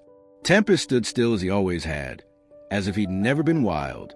And in the hush between day and night, something invisible settled. The ride hadn't ended. It had simply come full circle. The sheriff's office at the edge of town, a squat brick building with paint flaking from the eaves and a flag that hung motionless in the windless afternoon. Inside, the ceiling fan turned in slow, uneven circles, clicking at the same spot on every rotation. Sheriff Doyle leaned over his desk, the old leather of his chair creaking beneath him. His reading glasses rested on the end of his nose, one arm slightly bent after a scuffle years ago left it permanently crooked. The ledger lay open in front of him, not digital, not typed, but the old book, hardbound, with yellowed pages in careful handwriting that spanned back before Doyle's time in office. He had pulled it from the bottom drawer, where records too odd for the county archives ended up, stuff that didn't fit anywhere else. Across from him sat Elijah, elbows resting on his knees, hat in hand, shoulders square but quiet. He hadn't said much, just asked a simple question. "Anything on the horse?" Doyle flipped a few pages, each one labeled with brands, birth years, sale records, trail markers, ranch names. Horses came and went around here, and most of them left paper behind. But this one, this black stallion that had stirred up the whole county, hadn't left a trace. No freeze mark, no iron brand, no county file, no missing livestock reports from any of the surrounding towns. No breeders, no transport companies, no rodeo stables short a prized animal. Nothing, except one entry. Doyle turned the book so Elijah could see. The handwriting was his own, though he barely remembered writing it. A single line, penned 3 months ago when the stallion had first shown up, wandering along the eastern fence line behind Carson's orchard. A note made during a late night after too many cups of bitter coffee, and a phone call from a rancher who swore something was watching his herd in the dark. It read, "Unmarked black stallion. No brand. No lead. No fear. This one doesn't belong to anyone." No one had claimed him then, and no one had since. Elijah stared at the line, unmoving. The words hung there, heavier than they looked. Not just a description, not just a note in a logbook. A kind of truth that echoed back through everything that happened. Through every buck rider, every failed attempt, every stare the horse had held longer than a man should be able to. Doyle sat back. "I thought it was just a stray. You get those sometimes. Feral colts, runaways from busted trailers, even reservation stock that's gone wild. But this one, I don't think he wandered in." Elijah nodded once. It wasn't agreement, just understanding. He didn't offer theories. Didn't tell the sheriff about the way Tempest had moved through the hills like he already knew every turn, or how he watched Elijah with eyes that didn't judge, didn't test, just waited. "I can run his DNA," Doyle added, though without much conviction. "But I doubt it'll tell me anything." Elijah looked back at the ledger. The phrase, "doesn't belong to anyone," stayed with him, not because it suggested abandonment, but because it hinted at something else, as if the horse wasn't lost, but meant to be unclaimed, as if he had waited not to be owned, but to be found by someone who didn't want to take anything from him. Doyle closed the book. "He yours now." Elijah didn't answer right away. His eyes drifted toward the window, where the shape of the barn could just be seen over the rooftops. Somewhere out there, Tempest was standing in the corral, unbridled, unpenned, free to walk away at any time, and yet still there. "I don't think that word fits," Elijah said finally. "He's not mine. I'm just the one he let ride." The sheriff nodded, then slid the ledger back into the drawer without another word. Some stories didn't need a file. Some names never showed up on paper, and some horses were never meant to be listed at all. It was just past 6 when the clouds opened a soft gold across the fence line, the kind of light that blurred edges and made even dry grass seem brushed with fire. Lila stood a few feet from the barn, still in her school boots, laces trailing like forgotten threads. She'd come straight from the bus stop, skipping the usual stop for juice or her mom's tired warnings about homework. Something had pulled her back out before the door had even shut, and now there he was. Elijah stood beside the far post of the corral, one boot up on the lowest rail, hands tucked loosely into his coat pockets. He wasn't touching the stallion. He never really did. Just stood near him, always close but never in the way. Tempest stood still as well, head slightly turned, ears angled toward the man beside him. There was something between them, something quieter than speech. It was the humming that stopped Lila. She heard it before she saw him. A low, slow melody, rising and curling like it had come from the fence itself, though with breathing it out in pieces. She didn't recognize the tune. It wasn't like the songs her classmates played to their phone speakers, all sharp beats and fast words. This was older, slower, like a memory someone left behind. Lila crept closer, her sneakers barely rustling the dust. She didn't want to interrupt, only observe. Elijah's eyes were half-lidded, his brow relaxed, as if the sound came from somewhere far away, maybe not even from him. Tempest shifted only slightly, a faint breath huffing through his nostrils, his tail flicking once, then still again. Lila stood by the barn slats for a long time. She didn't move until the sun slipped lower and shadows began to stretch. When she did, it was only because she saw her mother's car pull up by the ranch office. Later that night, Lila sat at the kitchen table, tracing the edge of a peanut butter sandwich with the back of her finger. Her mother, Miriam, moved through the kitchen with practiced efficiency. Tupperware lids snapping closed, fridge doors squeaking, boots thudding softly onto the mat near the door. "Did you stay out by the stables again?" her mother asked without turning. Lila nodded. "Didn't talk to him, did you?" "No."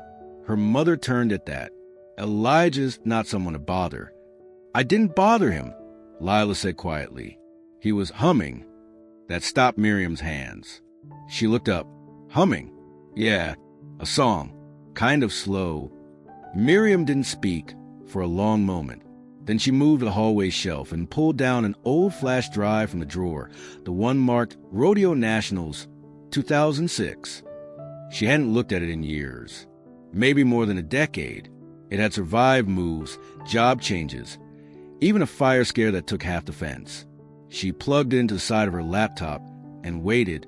The video wasn't much. Shaky footage from the back row of the arena, taken by someone with a cheap camcorder and steady hands. Dust flew. Hooves thundered. And then, just before the gate opened, a young man on a tan stallion leaned forward, whispering something into the animal's ear. The crowd couldn't hear it, but the microphone on the nearby commentator's table picked up a faint rhythmic sound. A tune, hummed, low and warm. The same one. Miriam pressed pause. Her breath caught. She remembered that ride. Everyone did. The man had been a legend for a moment, and gone the next. She hadn't known his name then, only the story. Now he stood at the fence outside her job, humming that same tune to a horse no one could tame. She called Lila over, and the two of them watched the grainy clip 3 times. The girl didn't say much, only nodded. "It's the same. That's the song he was singing today." Miriam stared at the screen, then out the window where the barn sat barely visible in the dark. Some things returned when they were ready, and some melodies waited 17 years for the right silence to be heard again. The box was older than the table it sat on. The hinges groaned when Elijah opened it, and the paper inside had begun to yellow at the corners, curling just slightly like dried leaves. It had been tucked away beneath a loose floorboard under his bed for 17 years, so long that he'd almost forgotten it was there. Almost. There were 15 letters, each folded with care, none addressed. No stamps, no envelopes meant for mailing, just his handwriting. Steady, slanted, never messy, and the dates in the corner marking time like headstones. March 2007, June 2008, then long silences.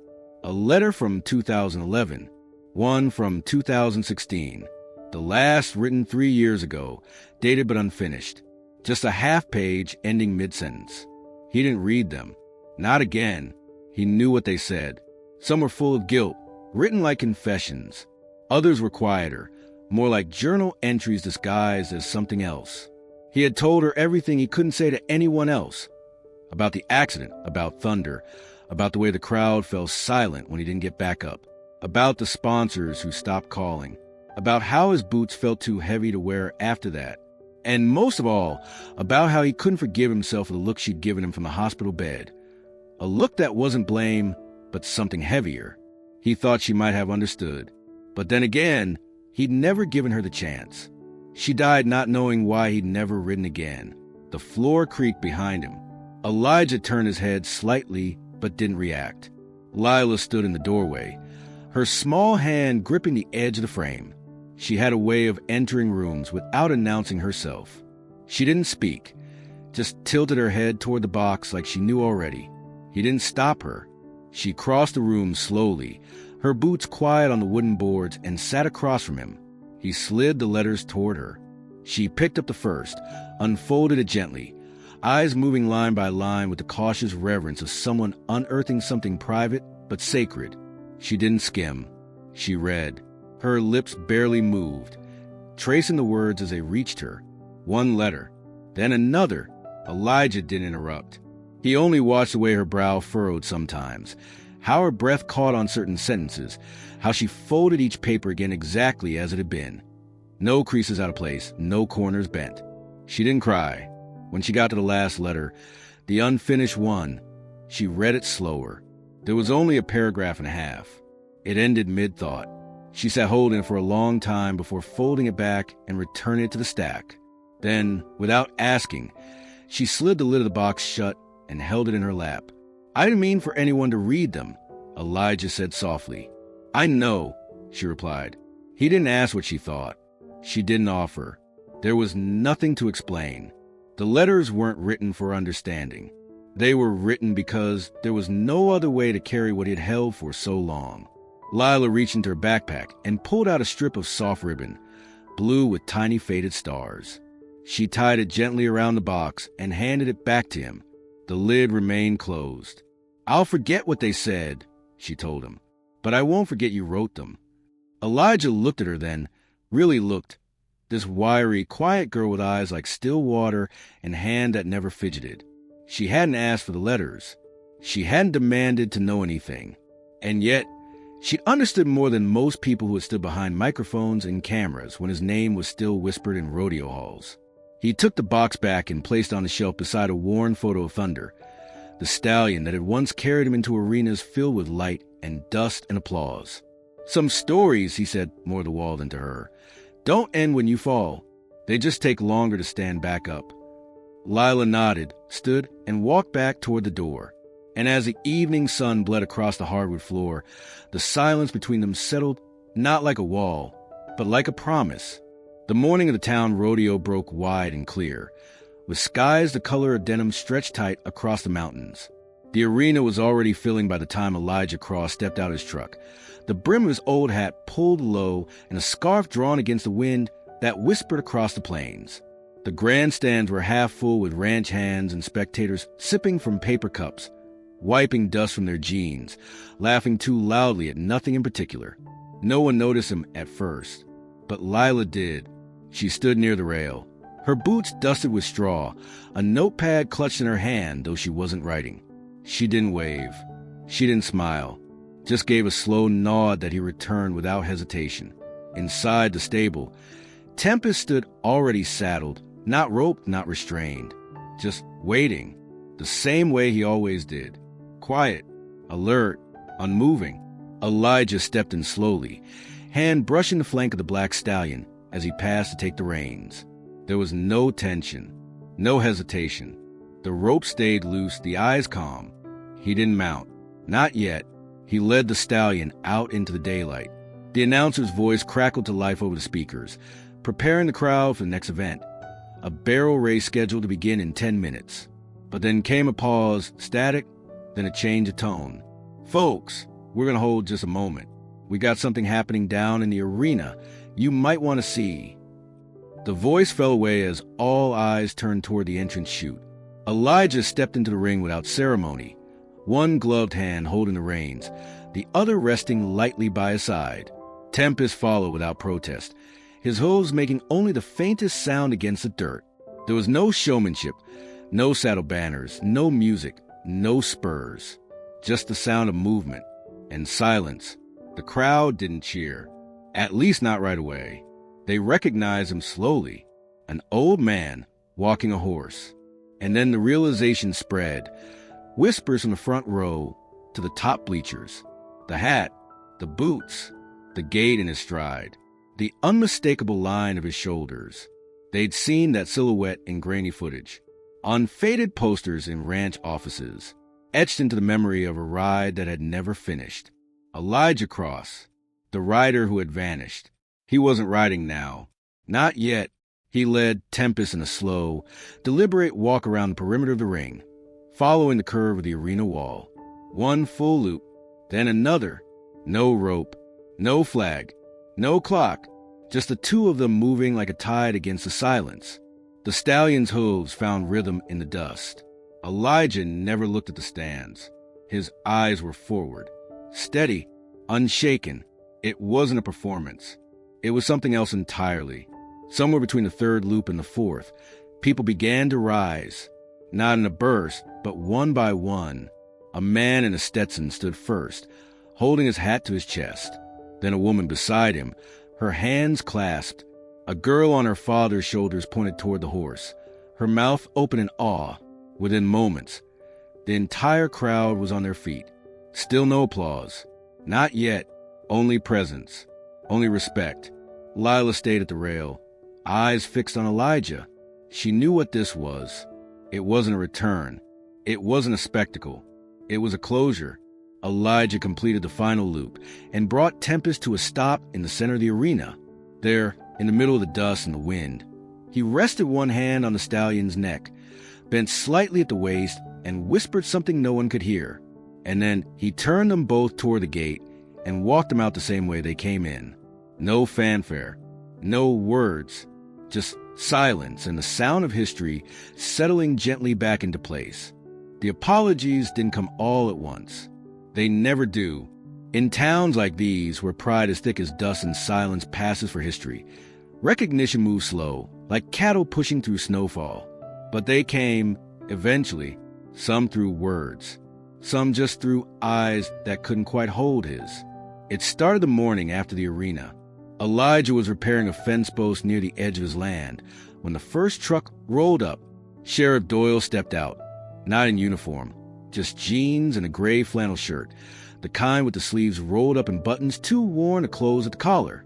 He didn't say anything at first, just handed Elijah a paper bag, still warm, biscuits inside. Elena made too many, Doyle said. Figured they'd go to waste. Elijah nodded once, took the bag, leaned against the rail. They stood there like that for 5 minutes, watching the line of the hills. Then Doyle spoke again. Should have spoken up back then. When the papers started saying it was your fault, I knew better. We all did. Elijah didn't reply, but he didn't walk away either. That was enough. Later that afternoon, a second visitor came.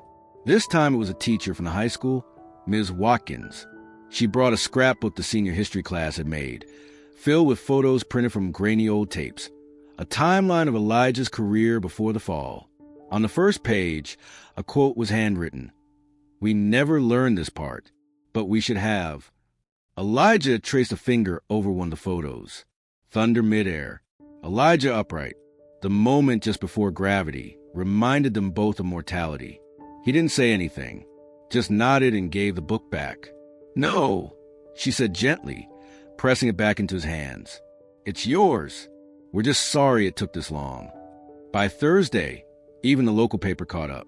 It was a weekly thing, mostly printing livestock reports and school schedules.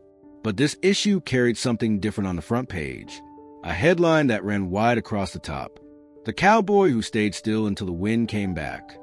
Byline, Andrew Mercer, former rodeo columnist, now working part-time out of a booth at the diner. The piece didn't dramatize anything.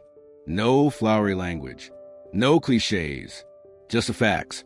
A champion rider, a tragic accident, the silence that followed, and a stallion that somehow, without warning, pulled that silence apart.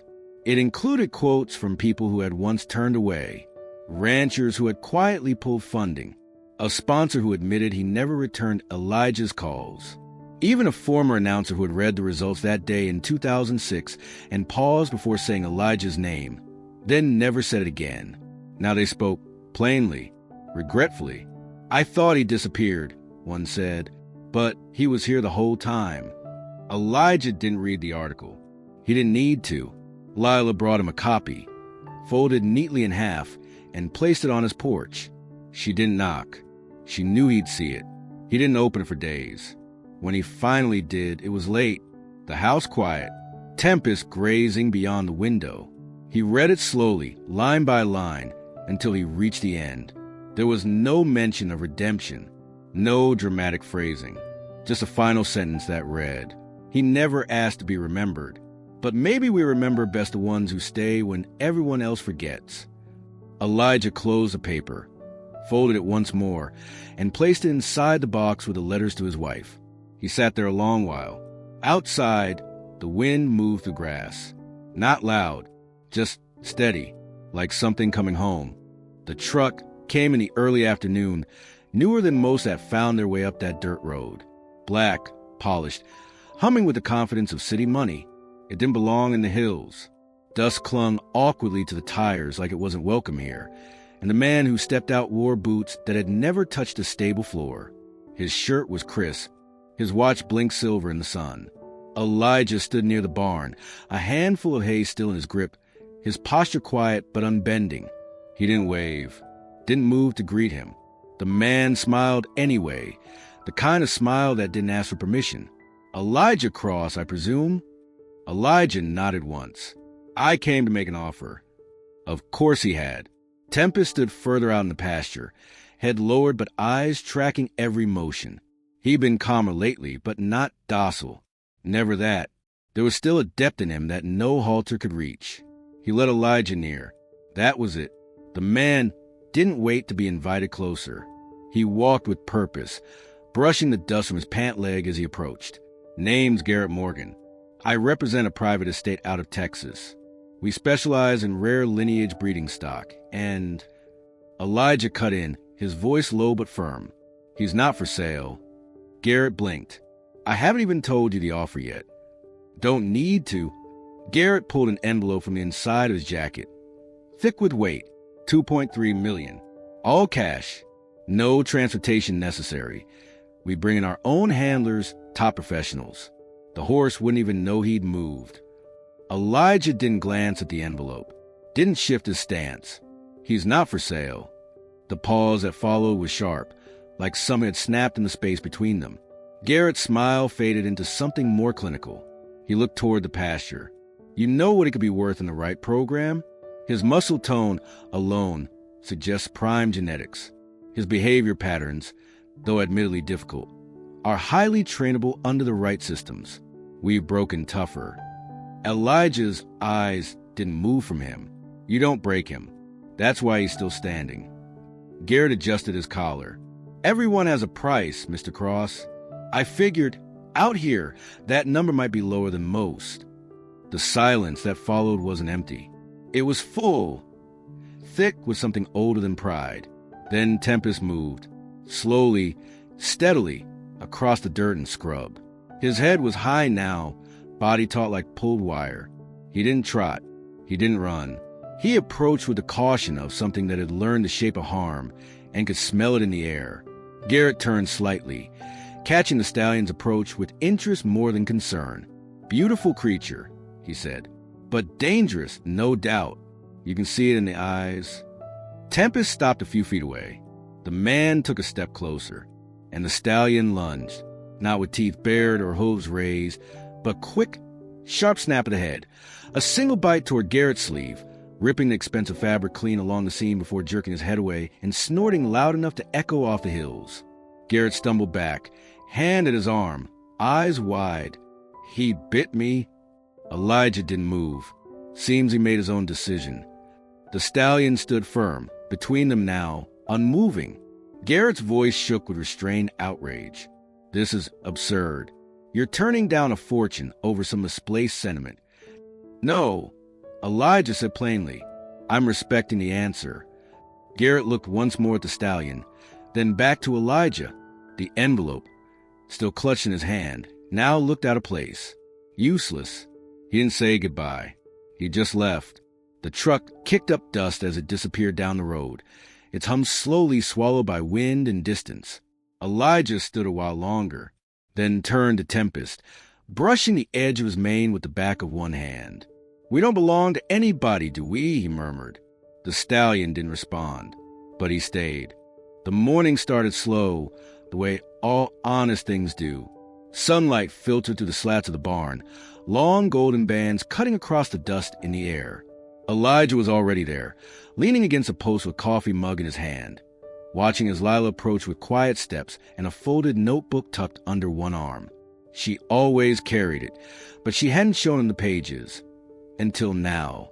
Tempest stood loose in the corral, untied, unmuzzled, unmoved by the arrival of the girl.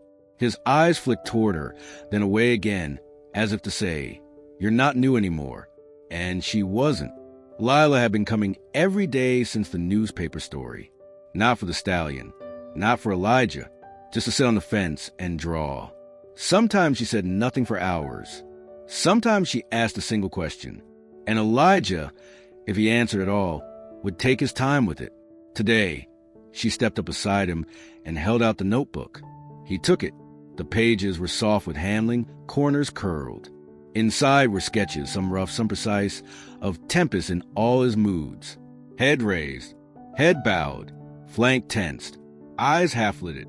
But the last page was different. It showed Tempest and Elijah in motion, mid-step, both leaning slightly inward, shadows stretching behind them like a mirrored trail. "He doesn't look wild in this one," she said, almost to herself. "He looks like he's listening." Elijah looked at the drawing, then at her. "That's all it ever was," he said. "Riding. It's not about holding on. It's about hearing something most folks never stop long enough to notice." Lila's face softened. She looked over to the corral, where Tempest had begun to edge closer, nostrils twitching in the air.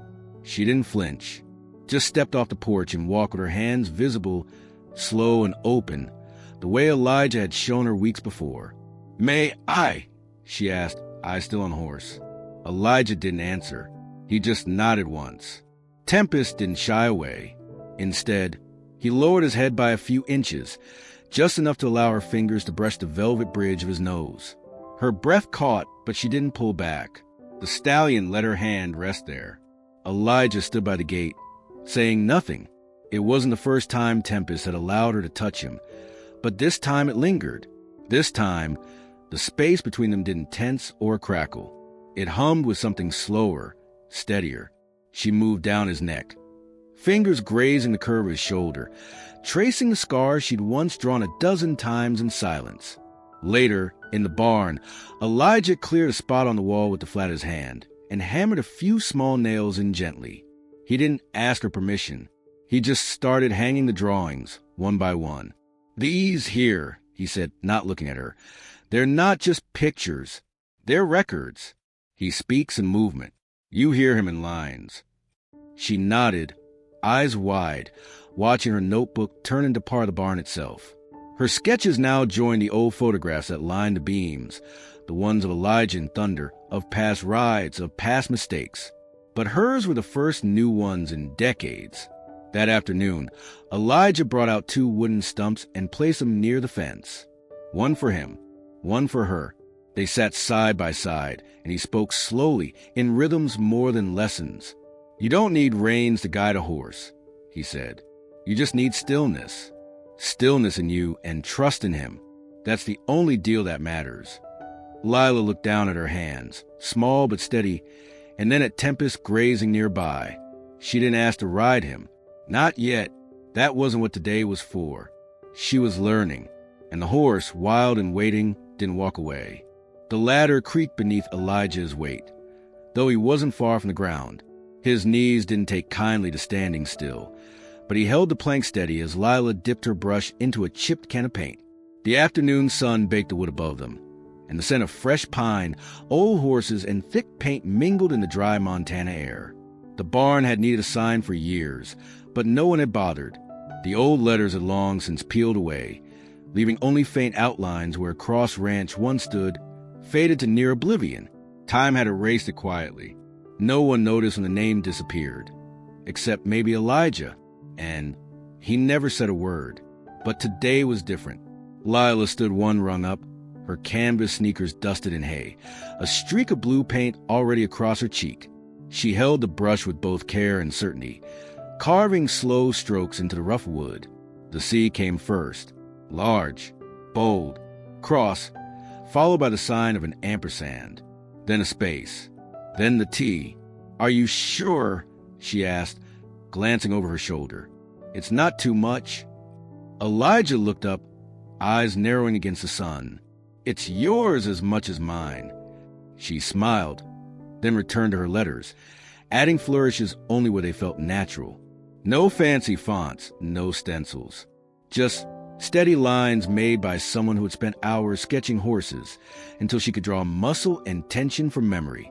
The second name, Tempest, came slower. She traced each letter like it mattered. And it did. Inside the barn, the stallion stood silent, half watching from the open door. His head tilted slightly, ears forward, but he didn't pace, didn't fidget. He had seen signs before, branding irons, auction cards, ledgers. But this wasn't that. This was paint, color, something that wouldn't burn or bite, something made with bare hands and a quiet rhythm. When she finished, Lila stepped down, careful not to smudge the wet paint. Elijah wiped his hands on a cloth and stood beside her, the two of them examining the work in silence. It wasn't perfect. The lines wavered in places. One letter dipped lower than the others, but it stood proud above the barn door. Cross and Tempest. No slogans, no promises, just two names, joined by experience and silence and second chances. Lila tugged at her sleeve, uncertain. Why not put Thunder's name up instead? Elijah took a long breath, as if the air itself had memory in it. Thunder's story ended. This one hasn't.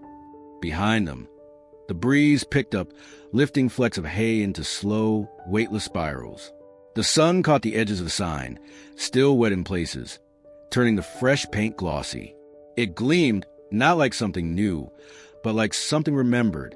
They went inside after that, not because there was nothing left to do, but because the barn always had something to offer when the world outside felt too fast. Elijah reached for a brush and began grooming Tempest, slow and methodical.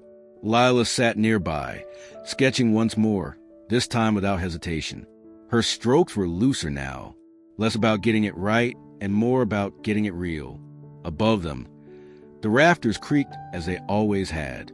But there was something softer in the barn now, an ease that hadn't existed before. The old tension that used to sit in the shadows, hiding behind tools and ropes, had thinned. It hadn't left completely, but it had made room. By dusk, the sign had dried. A few townspeople wandered by, slowed by curiosity more than intent. They didn't ask. They just looked. Some nodded. Some smiled. No one said much. But the barn had a name again. Not a relic. Not a monument. A beginning. Cross and Tempest. And inside, a girl learned to ride without reins. A man taught without teaching. And a horse that once ran from everything stood still. The light was thinning, softening into the pale gold that only appeared when the sun gave its last quiet glance over the hills. Elijah stood by the barn door with the saddle in his arms, the same one he dusted off weeks ago. Its leather was worn smooth in places, cracked in others, but it held. It still held. Tempest waited near the fence line, tail flicking lazily at the flies. His ears twitched when Elijah approached, but he didn't move. He didn't need to. There was no rope, no lead, no command, just the hush of boots on dry earth and the silent agreement that passed between them. Elijah didn't say a word. He never did when it mattered. He took his time placing the saddle, adjusting the cinch without looking down, his hand steady despite the ache that had grown familiar over the years. His knee clicked when he swung it up over the horse's back, but he settled in like it was the first breath he'd taken all day. They started slow. The trail behind the barn curved gently, past the old windmill and the creek bed that only ran in the spring. Grass crunched under Tempest's hooves, and every few steps, the sound of cicadas filled in the space between the wind. The hills rolled out ahead of them, painted in layers of rust, ochre, and deepening blue. There was no destination, just motion. Elijah didn't guide the stallion. He didn't have to. Tempest knew the trail, not because it was marked, but because it had become familiar, carved by their walks, their silences, their return to something old enough to feel new again. They climbed gradually, the incline slow but constant. The mountain path had once hosted rodeo drills and wild chases, back when Elijah was young and thunder had matched every step with fire. But now it was quieter, the kind of trail that asked you to notice the sound of your own breath, the kind of place where you remembered things you didn't realize you'd forgotten. Halfway up, Tempest paused. Not startled, not tired, just still. Elijah leaned forward, resting one gloved hand along the horse's neck, feeling the warmth, the pulse, the breath. "You want to go farther?" he asked, not expecting an answer. But Tempest took a step, then another. The summit wasn't high, but it gave a view of the valley below. Fenced pastures, dirt roads, the scattered shapes of barns and water towers. Smoke from someone's chimney curled upward like a thread. In the distance, the cross and Tempest sign caught the last of the sun's light and reflected it in a brief glimmer. They stood there for a long while. The breeze tugged gently at Elijah's coat, and he let his eyes wander. He hadn't ridden like this in 17 years. Not without performance. Not with weightless silence. Not for himself. No one was watching. No crowd. No cameras. Not even Lila, who had long since gone home with her mother, her drawings tucked under her arm. This wasn't a return. It was a continuation. He didn't dismount. He didn't turn around. He let the horse decide when it was time to move. And when Tempest did, it wasn't down the same trail they'd come up.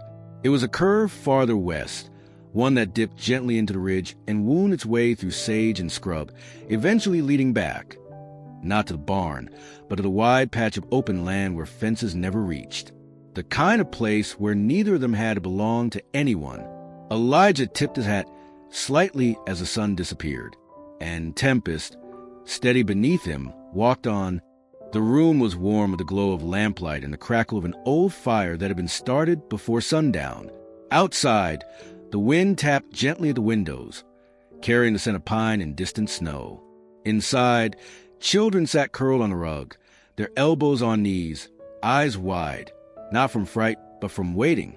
Lila leaned back in a worn armchair near the hearth, a chipped mug in her hand, and a long pause hanging in the air. The kind of pause that said the story was near its end, but not quite.